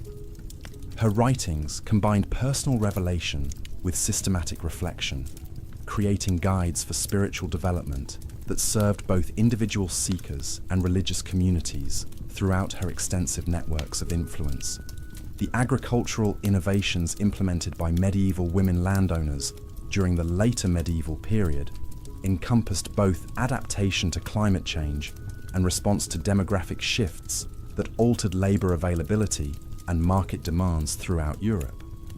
Women like Joan de Geneville developed comprehensive estate management strategies that maximized productivity while maintaining environmental sustainability, creating integrated approaches to land use that supported both immediate economic needs and long-term resource conservation. Joan's management of her extensive Irish and English estates demonstrated sophisticated understanding of regional differences in soil conditions, climate patterns, and agricultural techniques that enabled her to optimize production while adapting to local circumstances and cultural preferences. Her innovations in crop selection, livestock breeding, and infrastructure development created models that influenced agricultural practices throughout the British Isles. The technological improvements implemented by medieval women farmers included innovations in ploughing techniques, irrigation systems, and storage facilities that increased productivity while reducing waste and environmental degradation. Their empirical approach to agricultural problem solving created knowledge that was transmitted through informal networks connecting rural communities across vast geographical distances, enabling successful innovations to spread rapidly throughout regions where they proved beneficial. The story of Christine de Pizan's contemporary, Marie de Berry, reveals how royal women used cultural patronage to support artistic and intellectual development, while advancing political objectives that strengthened their family's dynastic claims and territorial authority. Born around 1367, Marie possessed exceptional aesthetic sensibility combined with political intelligence that enabled her to commission works that served both artistic merit and strategic propaganda purposes throughout her lifetime. Marie's patronage of illuminated manuscripts created some of medieval Europe's most beautiful books, while preserving important texts that might otherwise have been lost during periods of political instability and social disruption. Her commission supported scriptoriums throughout France, while establishing artistic standards that influenced manuscript production for generations of subsequent patrons and producers. The architectural projects sponsored by Marie encompass both practical construction that served immediate needs and symbolic monuments that conveyed messages about royal authority and cultural sophistication to both domestic and international audiences. Her understanding of how artistic patronage could enhance political legitimacy enabled her to create lasting monuments that served multiple purposes, while demonstrating exceptional aesthetic judgment and cultural sophistication. The commercial innovations developed by medieval women merchants during the 15th century encompassed both adaptation to changing market conditions and exploitation of new opportunities created by technological advances and expanded geographical knowledge that characterized the early stages of European exploration and expansion. Women like Margherita Dettini adapted their business strategies to incorporate new products and markets while developing financial instruments that facilitated increasingly complex international transactions. These commercial developments included early forms of marine insurance, letters of credit, and investment partnerships that enabled merchants to conduct business across vast distances, while managing risks from piracy, warfare, and natural disasters that could destroy entire fortunes overnight. Women entrepreneurs demonstrated particular skill in identifying emerging opportunities while developing business relationships that could adapt to rapidly changing political and economic circumstances. The banking innovations established by women financiers created institutional frameworks that supported commercial expansion while providing essential services for governments and private individuals who required sophisticated financial management. Their understanding of currency relationships, interest calculations, and risk assessment enabled them to create profitable operations while serving broader economic development throughout their regions and beyond. As our peaceful journey through these luminous lives continues to unfold like ancient scrolls revealing their precious secrets, we encounter women whose achievements in cartography and geographical knowledge contributed to the expansion of European understanding about distant lands and peoples that would soon transform global relationships through exploration and cultural exchange. Medieval women possessed intimate knowledge of trade routes, seasonal patterns, and regional characteristics that enabled them to create accurate maps and navigational guides for travelers venturing into unfamiliar territories. The geographical innovations developed by women scholars encompass both theoretical understanding of Earth's physical characteristics and practical knowledge about weather patterns, ocean currents, and seasonal variations that affected successful navigation and commercial transportation. Their contributions to medieval geography provided foundations for the age of exploration, while supporting contemporary trade relationships that connected European markets with distant regions throughout the known world. The linguistic achievements of medieval women during this period encompassed both preservation of ancient languages and development of vernacular literatures that made classical knowledge accessible to broader audiences throughout Europe. Women translators working in courts and monasteries created comprehensive libraries that maintained continuity with Greek and Roman intellectual traditions, while adapting ancient wisdom to contemporary circumstances and cultural contexts. Tonight, as these remarkable stories continue to wash over you like gentle waves carrying ancient wisdom from distant shores to peaceful harbors where weary souls find rest, allow yourself to drift deeper into appreciation for how these medieval women created foundations for human progress through their willingness to challenge limitations while pursuing knowledge and creating beauty. Despite facing obstacles that would have discouraged spirits less determined to leave meaningful legacies for future generations who would inherit possibilities that previous generations fought courageously to establish through intelligence, creativity, and unwavering commitment to improving the world they temporarily inhabited during their brief but influential sojourns through history's unfolding narrative.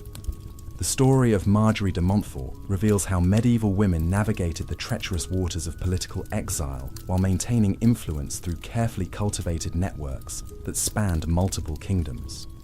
born into one of England's most powerful baronial families around 1252, Marjorie witnessed firsthand the devastating consequences of challenging royal authority when her father Simon de Montfort led the baronial rebellion against Henry III that ended in catastrophic defeat at the Battle of Evesham.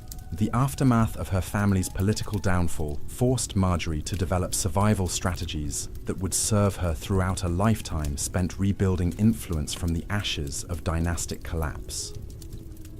Rather than accepting the traditional fate of daughters from defeated noble houses, which typically involved obscure marriages to minor lords or withdrawal into religious life, Marjorie chose a path that required exceptional courage and political intelligence. Her correspondence with sympathetic nobles throughout England and France reveals sophisticated understanding of how political memory could be strategically managed to rehabilitate family reputation while avoiding provocation of royal suspicion. She understood that direct attempts to restore her family's former prominence would invite swift retribution, but patient cultivation of relationships with younger nobles who had not participated in the original conflict could create opportunities for gradual rehabilitation. Marjorie's approach to rebuilding political influence involved careful attention to changing generational attitudes and political circumstances that might create openings for demonstrating loyalty to the crown, while subtly advocating for principles that had motivated her father's rebellion. Her ability to maintain credibility with both reformist sympathizers and royal supporters required diplomatic skills that enabled her to navigate contradictory expectations while building trust across factional divisions. The economic strategies Marjorie employed to support her political activities encompassed both traditional estate management and innovative commercial ventures that generated revenues independent of royal favor or aristocratic patronage. Her involvement in wool trading connected her with merchant networks throughout England and Flanders, providing both income and intelligence about political developments that affected commercial relationships between competing kingdoms. These commercial activities served multiple purposes in Marjorie's broader political strategy, providing legitimate reasons for correspondence and travel that enabled her to maintain relationships with potential allies, while gathering information about changing political circumstances that might affect her family's prospects for rehabilitation. Her success in building profitable business operations demonstrated competence that gradually earned respect from former enemies who began to view her as valuable ally rather than dangerous opponent. The educational initiatives Marjorie supported encompassed both practical training for young nobles and scholarly projects that preserved historical records from the baronial war period that might otherwise have been destroyed or suppressed by royal authorities. Her patronage of chroniclers and legal scholars created comprehensive documentation of constitutional principles that had motivated the reform movement, ensuring that future generations would understand the intellectual foundations for limiting royal authority. These scholarly projects served immediate political purposes by establishing historical precedents that could be cited in future constitutional debates, while also preserving knowledge that would prove essential for subsequent reform movements. Marjorie understood that political ideas required institutional preservation to survive changes in immediate circumstances that might make their advocacy temporarily dangerous or impractical. The story of Isabella de Force illustrates how medieval women used widowhood as an opportunity to exercise unprecedented independence and authority within legal frameworks that typically subordinated female agency to male guardianship. Born around 1237, Isabella inherited vast estates throughout England after her husband's death, making her one of the wealthiest landowners in the kingdom and a significant political figure whose support was actively courted by competing factions. Isabella's approach to managing her inheritance demonstrated remarkable business acumen combined with political intelligence that enabled her to maintain independence while avoiding the forced remarriage that typically befell wealthy widows, whose properties attracted ambitious suitors and royal attention. Her success in resisting pressure to accept new marriage arrangements required careful cultivation of relationships with influential churchmen and legal advisors who could provide protection against unwanted advances. The legal strategies Isabella employed to defend her property rights encompassed both traditional inheritance claims and innovative interpretations of feudal obligations that expanded precedents for female landholding throughout England. Her court cases established important principles about widows' rights and inheritance procedures that influenced legal development for generations, while demonstrating that women could successfully navigate complex judicial processes without male guardianship. Isabella's estate management innovations included comprehensive systems for agricultural production, resource conservation, and tenant relationships that maximized revenues while maintaining popular support among the peasant communities whose labor generated her wealth. Her approach to landlord-tenant relationships balanced profit maximization with social responsibility, creating stable communities that provided reliable income while supporting regional economic development. The architectural projects commissioned by Isabella encompassed both practical construction that served immediate needs and symbolic monuments that demonstrated her cultural sophistication and political importance to contemporary and future audiences. Her castle renovations incorporated innovative defensive features with comfortable living spaces, creating residences that could serve both military and ceremonial functions during periods of political instability.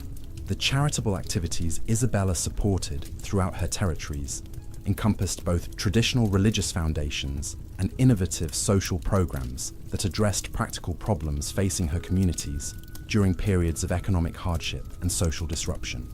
Her establishment of hospitals, schools, and poorhouses created institutional frameworks that provided essential services while demonstrating her commitment to responsible lordship that transcended simple profit extraction.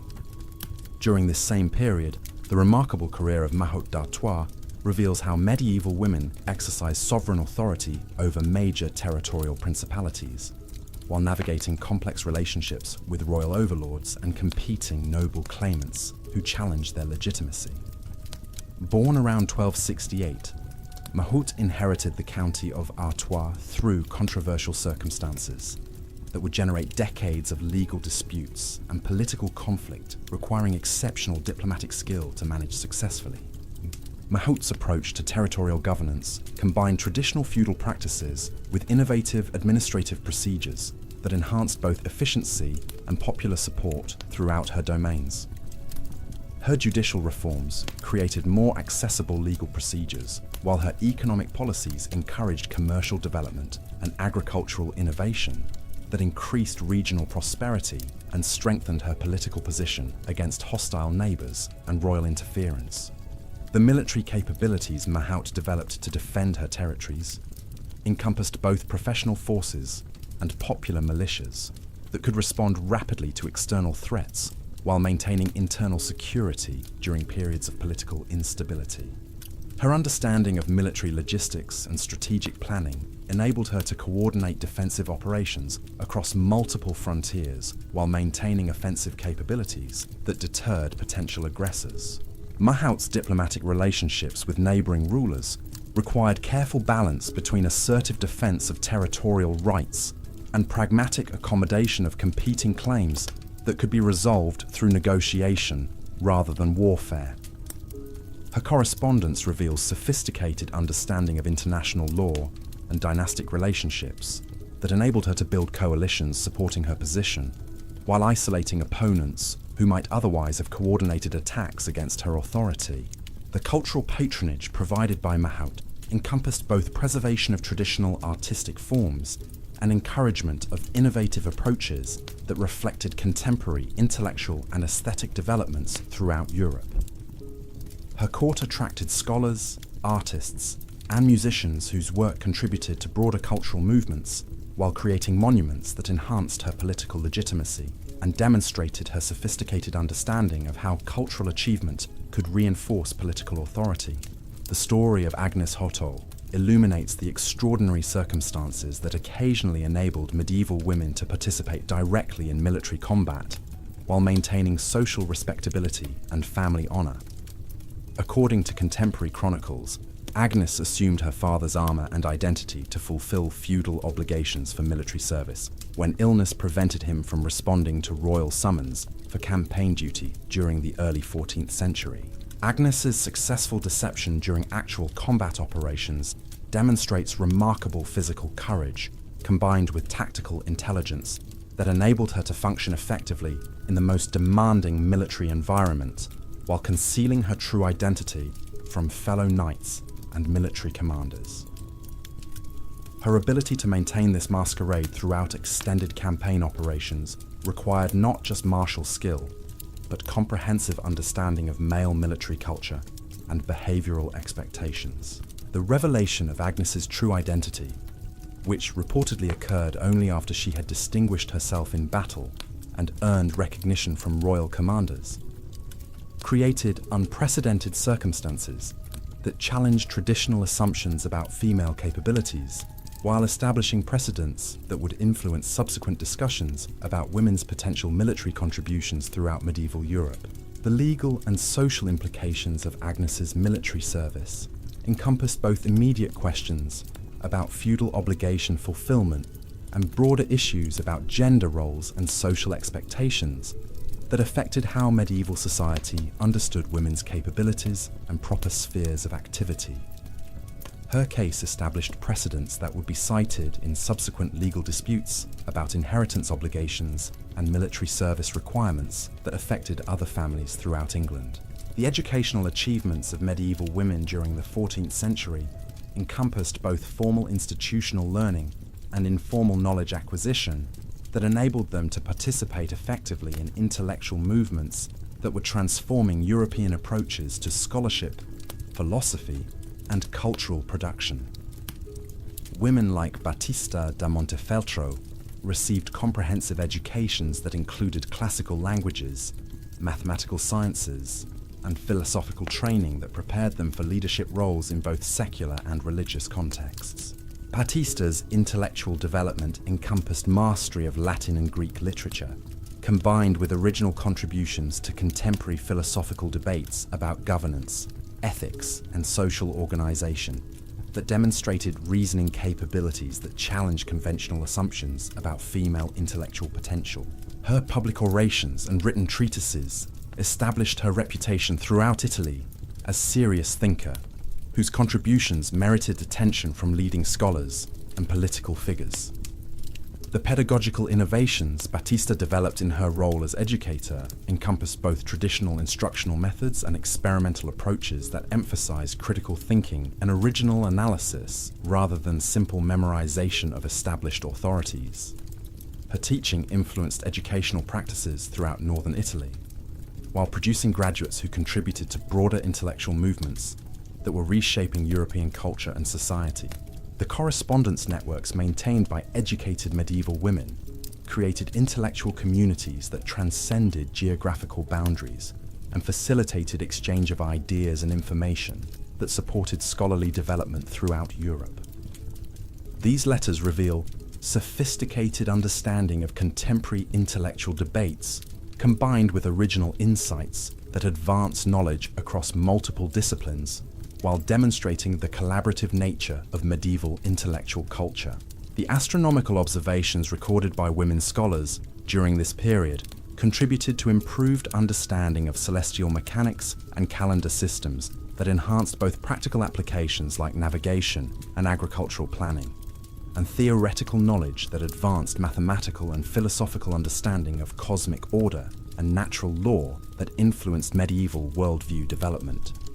As we continue our gentle journey through these luminous medieval lives, the story of Constanza de Castilla emerges as testament to how royal women navigated the complex relationships between dynastic obligation and personal agency during periods of political upheaval that tested traditional assumptions about female authority and political participation. Born around 1354, Constanza possessed exceptional political intelligence that enabled her to maintain influence despite exile and family conflicts that destroyed many contemporary noble houses. Constanza's approach to maintaining political relevance during extended exile required sophisticated understanding of international relationships and dynastic claims that could be leveraged to create opportunities for restoration, while building support networks that could sustain her family's interests across multiple kingdoms. Her correspondence with potential allies reveals deep knowledge of genealogical relationships and territorial claims that could provide legal foundations for future political rehabilitation. The marriage negotiations Constanza conducted on behalf of her children encompassed both immediate strategic considerations and long-term dynastic planning that could restore her family's political importance while creating alliance networks that would provide security against future political reversals. Her success in arranging advantageous marriages, despite her exile, demonstrates remarkable diplomatic skill and understanding of how royal marriages could serve multiple political purposes simultaneously.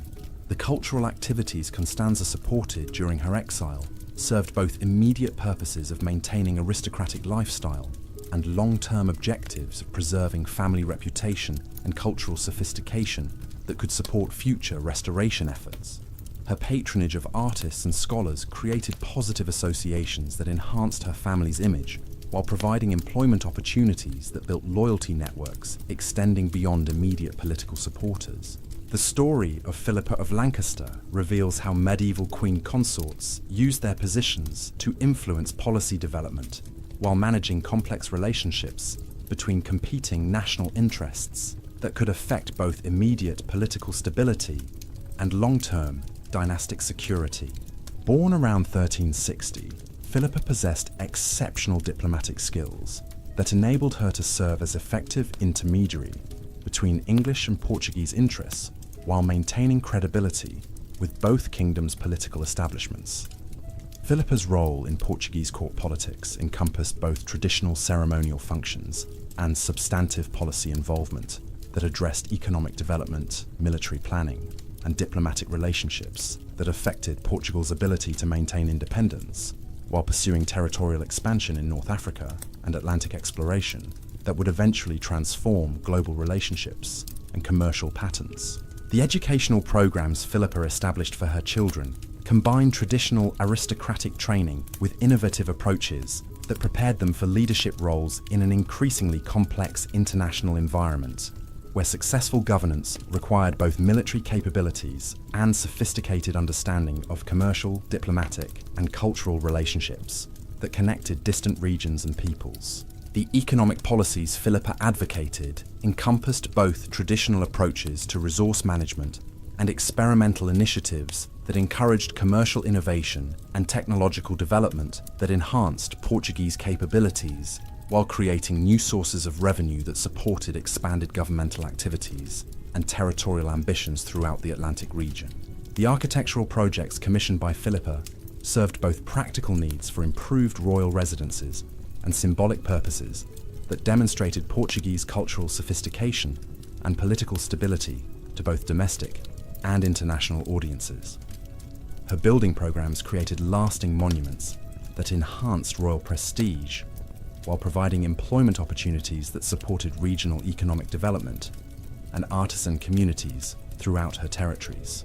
Tonight, as these stories continue to unfold like precious illuminated manuscripts revealing their golden secrets in flickering candlelight, allow yourself to appreciate how these remarkable women created foundations for human progress through their willingness to challenge limitations while pursuing excellence in every sphere of medieval life, demonstrating that extraordinary individuals could transcend the constraints of their historical circumstances through intelligence, determination, and unwavering commitment to creating better possibilities for the communities and civilizations they served during their transformative lifetimes, leaving legacies that continue to inspire and inform our understanding of human potential and the endless capacity for growth that defines our species' remark.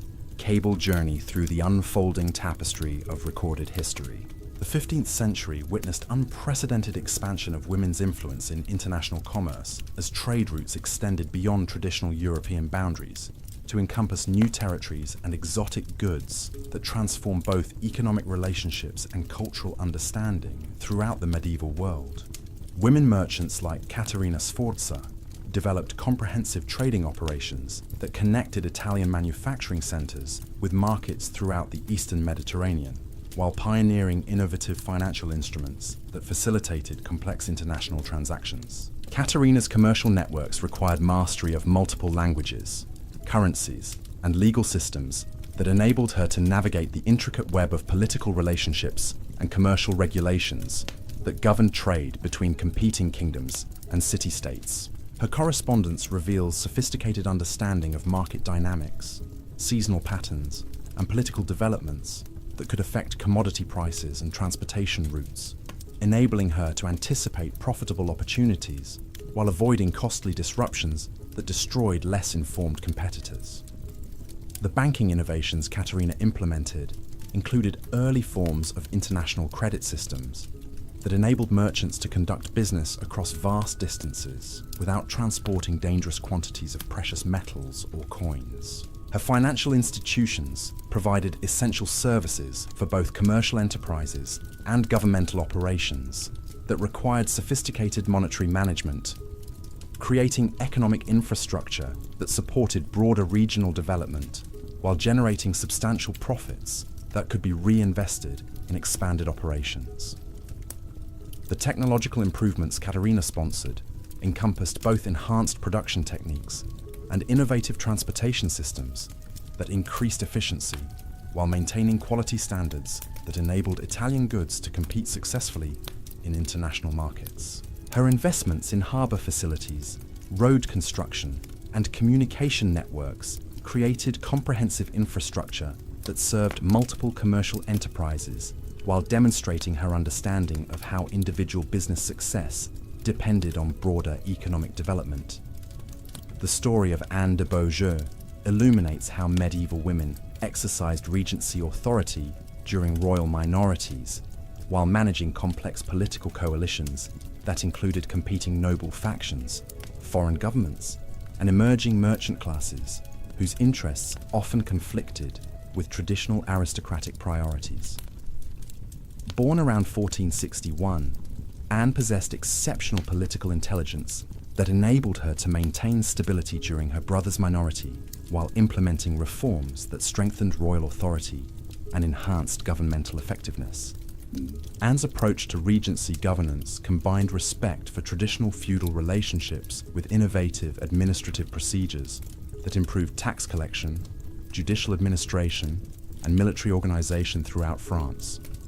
Her reforms created more efficient governmental systems while maintaining popular support through careful attention to regional interests and local customs that could be accommodated within broader frameworks for centralized coordination and policy implementation. The diplomatic relationships Anne maintained with neighboring kingdoms required careful balance between assertive defense of French interests and pragmatic accommodation of competing claims that could be resolved through negotiation rather than costly warfare. Her correspondence with foreign courts reveals sophisticated understanding of international law and dynastic relationships that enabled her to build coalitions supporting French positions while isolating potential enemies who might otherwise coordinate attacks against royal authority. Anne's military reforms encompassed both professional army development and popular militia organization that created comprehensive defense capabilities while supporting offensive operations that could protect French territories and advance national interests throughout Europe. Her understanding of military logistics, strategic planning, and tactical coordination enabled French forces to maintain readiness while adapting to changing technologies and battlefield conditions that characterized late medieval warfare. The cultural patronage Anne provided encompassed both traditional artistic forms and innovative approaches that reflected contemporary intellectual developments throughout Europe, while demonstrating French cultural sophistication to international audiences. Her court attracted scholars, artists, and musicians whose work contributed to broader Renaissance movements, while creating monuments that enhanced royal prestige and demonstrated effective governance through cultural achievement. During this period, the remarkable achievements of women in mathematical and astronomical sciences often remained hidden within religious institutions that provided unique opportunities for systematic observation and theoretical development that advanced human understanding of natural phenomena. Women scholars working in monasteries and courts maintained comprehensive records of celestial movements, seasonal patterns, and mathematical relationships that supported both practical applications and theoretical investigations. The astronomical calculations performed by these women scholars enabled more accurate calendar systems that improved agricultural planning, religious observances, and commercial scheduling throughout medieval Europe.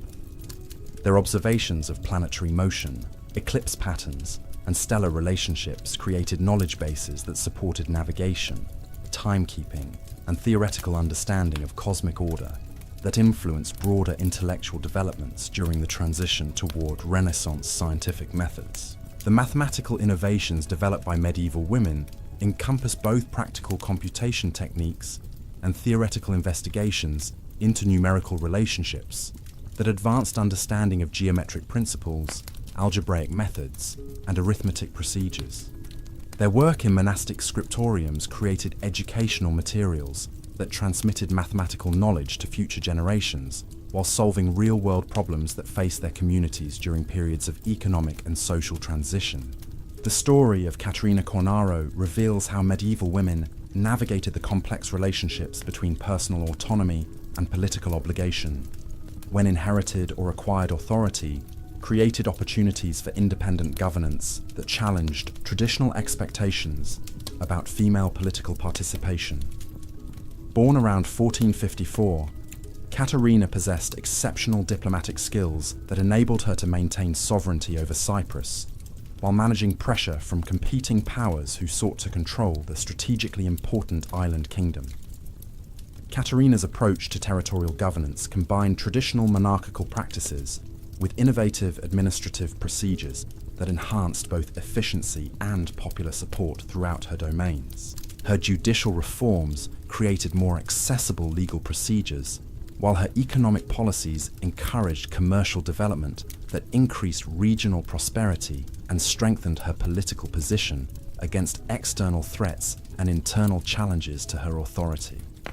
The commercial relationships Caterina developed with Italian city-states and Eastern Mediterranean trading partners created economic networks that supported Cypriot independence while providing revenues necessary for maintaining military capabilities and governmental operations. Her understanding of international trade patterns and financial management enabled her to negotiate favorable agreements that balanced immediate needs with long-term strategic considerations. Caterina's cultural patronage encompassed both preservation of traditional artistic forms and encouragement of innovative approaches that demonstrated Cypriot cultural sophistication, while attracting international attention and support. Her court became a center for intellectual exchange that connected Western European and Eastern Mediterranean traditions, creating unique cultural synthesis that influenced broader artistic and scholarly developments.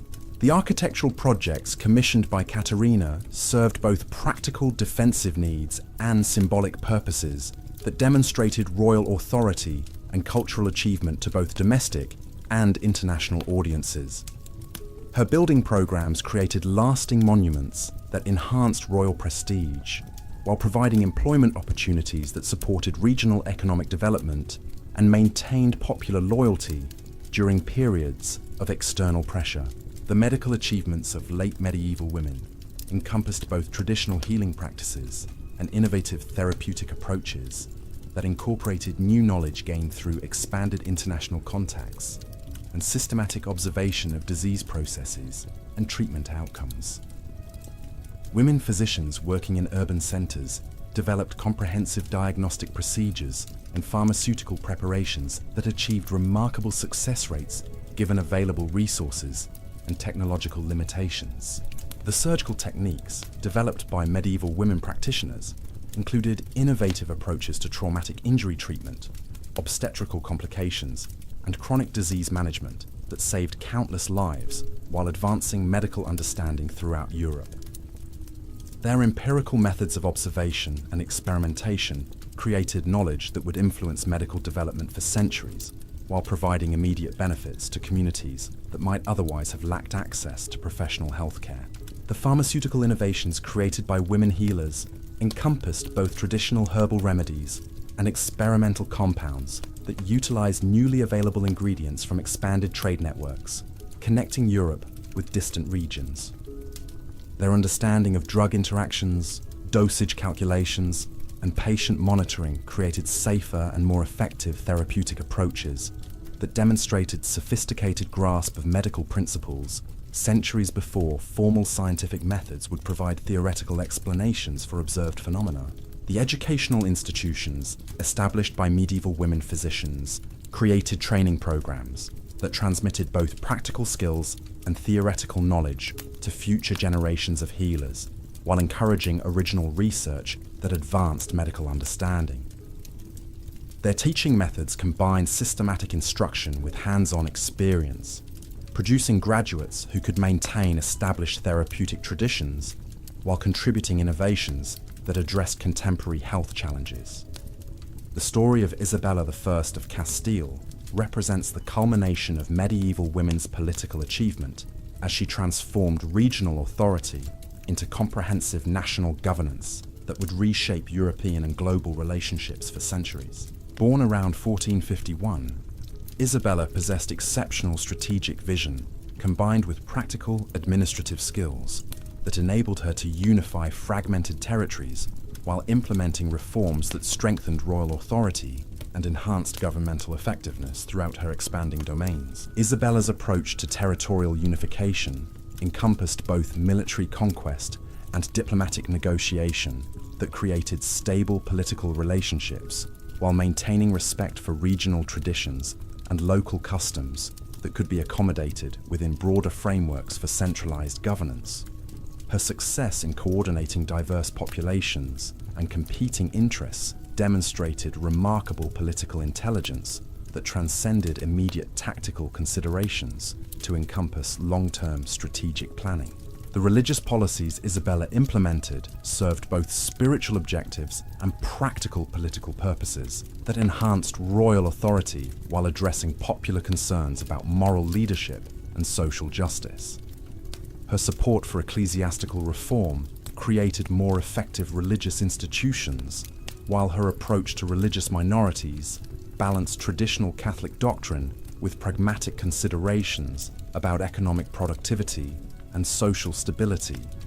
Isabella's economic reforms encompassed both traditional approaches to resource management and innovative initiatives that encouraged commercial development and technological advancement throughout her territories. Her policies supported agricultural expansion, manufacturing growth, and international trade relationships that generated revenues necessary for expanded governmental activities while improving living conditions for broad segments of her population. The exploration initiatives Isabella sponsored represented unprecedented expansion of European geographical knowledge and commercial relationships that would transform global civilization for centuries. Her support for Atlantic voyages demonstrated remarkable strategic vision, combined with willingness to invest substantial resources in speculative ventures that promised extraordinary returns while creating new opportunities for territorial expansion and cultural exchange. As our peaceful journey through these extraordinary medieval lives continues to unfold like ancient tapestries, revealing their intricate patterns thread by thread, we encounter women whose achievements in legal scholarship and judicial administration created foundations for systematic approaches to justice that balanced individual rights with community welfare, while maintaining social stability during periods of rapid change and cultural transformation. The legal innovations developed by medieval women judges encompassed both theoretical jurisprudence and practical court procedures that enhanced both fairness and efficiency in dispute resolution, while establishing precedents that would influence legal development throughout Europe.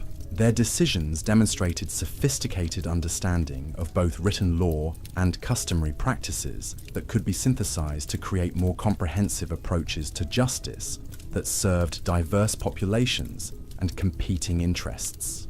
The scholarly contributions made by women legal experts included comprehensive commentaries on existing legal codes, combined with original analyses of jurisdictional questions and procedural issues that advanced understanding of how legal systems could adapt to changing social conditions while maintaining continuity with established principles.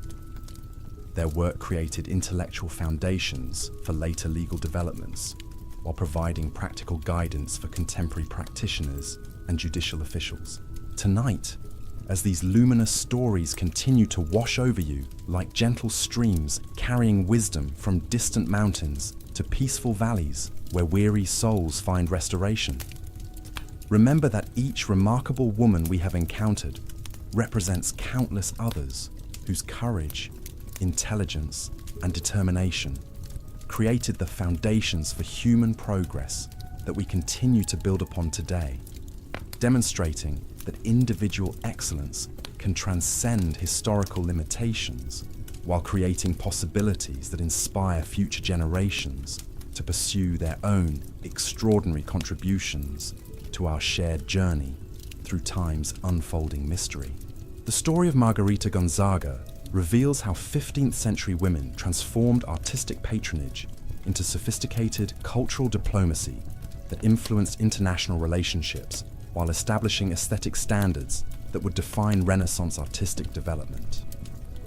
Born around 1418 into one of Italy's most influential ruling families, Margherita possessed exceptional aesthetic judgment combined with political acumen that enabled her to use cultural commissions as vehicles for advancing dynastic interests and territorial ambitions. Her approach to artistic patronage encompassed both preservation of traditional forms and encouragement of innovative techniques that pushed creative boundaries while maintaining connection to established aesthetic principles. The painters, sculptors, and architects she supported created works that served multiple purposes simultaneously, providing visual pleasure while conveying complex political messages about power, legitimacy, and cultural sophistication to audiences throughout Europe. Margherita's correspondence with artists reveals deep understanding of creative processes, combined with practical knowledge of materials, techniques, and production timelines that enabled her to coordinate complex projects while maintaining quality standards that established her court as a center of artistic excellence. Her ability to balance artistic vision with budgetary constraints demonstrated administrative skills that supported broader governmental effectiveness while creating lasting cultural monuments. The musical innovations sponsored by Margherita encompass both secular compositions for court entertainment and sacred works that enhanced religious observances while demonstrating the cultural sophistication that reinforced her family's political authority. Her patronage of composers and performers created musical traditions that influenced European cultural development while providing entertainment that strengthened diplomatic relationships and social cohesion within her territories. The architectural projects commissioned by Margherita served both practical residential needs and symbolic purposes that communicated messages about power and cultural achievement to contemporary and future audiences. Her building programs incorporated innovative engineering solutions with aesthetic principles that created structures combining functional efficiency with visual magnificence, establishing architectural standards that would influence construction throughout northern Italy. During this same period, the remarkable career of Bianca Maria Visconti illuminates how medieval women used marriage negotiations as opportunities for comprehensive diplomatic engagement that addressed territorial disputes, commercial relationships, and dynastic succession, while advancing personal and family interests through carefully orchestrated political alliances that could reshape regional power balances. Born around 1425, Bianca Maria possessed exceptional diplomatic intelligence that enabled her to navigate complex negotiations involving multiple competing interests while maintaining credibility with all parties, despite representing positions that sometimes conflicted with their immediate objectives. Her success in coordinating different diplomatic initiatives demonstrated political sophistication that transcended traditional expectations about female participation in international relations. The treaty negotiations Bianca Maria conducted encompassed both immediate territorial adjustments and long-term strategic arrangements that created stable political relationships while providing frameworks for peaceful resolution of future disputes that might otherwise escalate into costly warfare. Her understanding of legal precedents and diplomatic protocol enabled her to craft agreements that satisfied multiple parties while establishing principles that would influence subsequent international relationships. Bianca Maria's approach to commercial diplomacy combined traditional concerns about territorial security with innovative attention to trade relationships and economic development that could provide sustainable foundations for political stability. Her negotiations addressed customs regulations, currency exchange procedures, and transportation infrastructure that supported commercial expansion while generating revenues necessary for governmental operations and military preparedness. The cultural exchanges facilitated by Bianca Maria's diplomatic activities encompass both artistic collaborations and scholarly communications that created intellectual networks connecting different regions and traditions. Her court became a center for cultural synthesis that combined diverse influences while maintaining distinctive characteristics that demonstrated the unique contributions her territories could make to broader European civilization.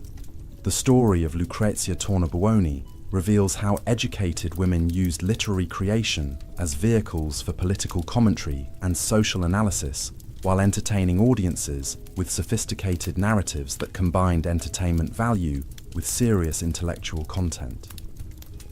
Born around 1427, Lucrezia received comprehensive humanist education that enabled her to master classical languages and literary forms while developing original approaches to creative expression that addressed contemporary concerns through allegorical and historical narratives. Her poetic works demonstrated remarkable technical skill, combined with deep understanding of classical literature and contemporary political developments that enabled her to create compositions that functioned simultaneously as artistic achievements and subtle political commentary.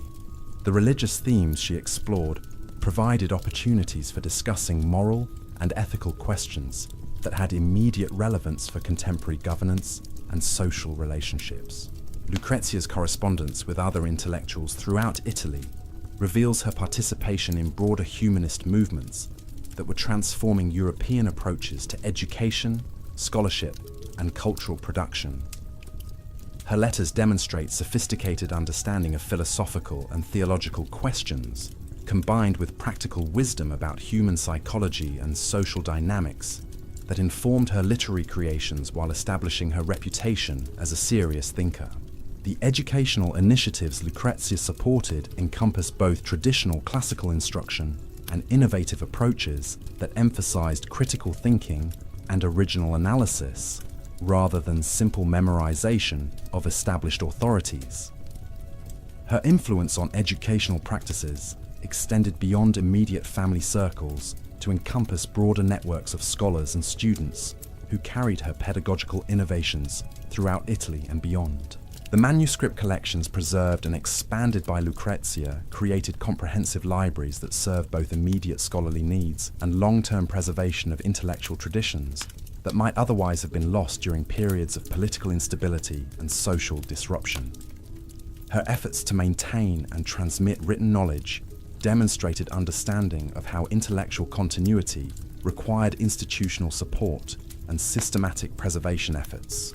The remarkable achievements of Caterina Sforza in military leadership and territorial defense demonstrate how exceptional circumstances could enable medieval women to exercise direct command authority while maintaining social respectability and political legitimacy.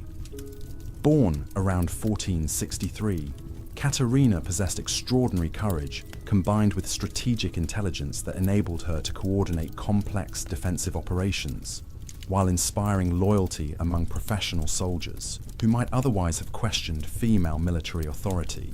Her approach to fortress defense encompassed both traditional siege warfare techniques and innovative tactical adaptations that exploited specific geographical and technological advantages, while maintaining flexibility to respond to changing battlefield conditions.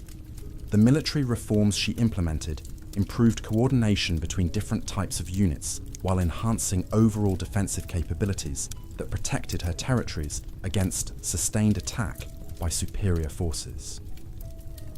Katerina's understanding of military logistics enabled her to maintain adequate supplies and equipment during extended sieges, while coordinating intelligence networks that provided essential information about enemy movements and strategic intentions. Her ability to manage complex supply chains and communication systems demonstrated administrative capabilities that supported effective military command while maintaining civilian support necessary for sustained resistance. The diplomatic initiatives Katerina pursued during military conflicts combined negotiation with demonstration of strength that created opportunities for favorable settlements while avoiding unnecessary casualties and destruction.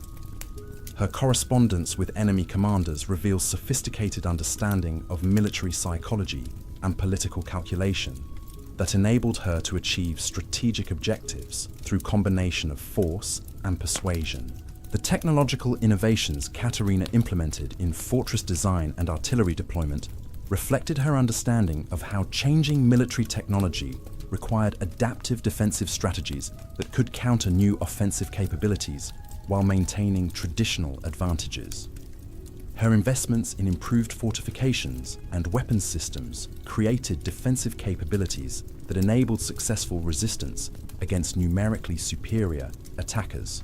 During the late 15th century, the story of Anne of Brittany emerges as testament to how female sovereigns navigated the complex relationships between inherited authority and political marriage while maintaining territorial independence despite pressure from more powerful neighbours seeking to absorb their domains through diplomatic or military means. Born around 1477, Anne possessed exceptional political intelligence that enabled her to preserve Breton autonomy while managing competing claims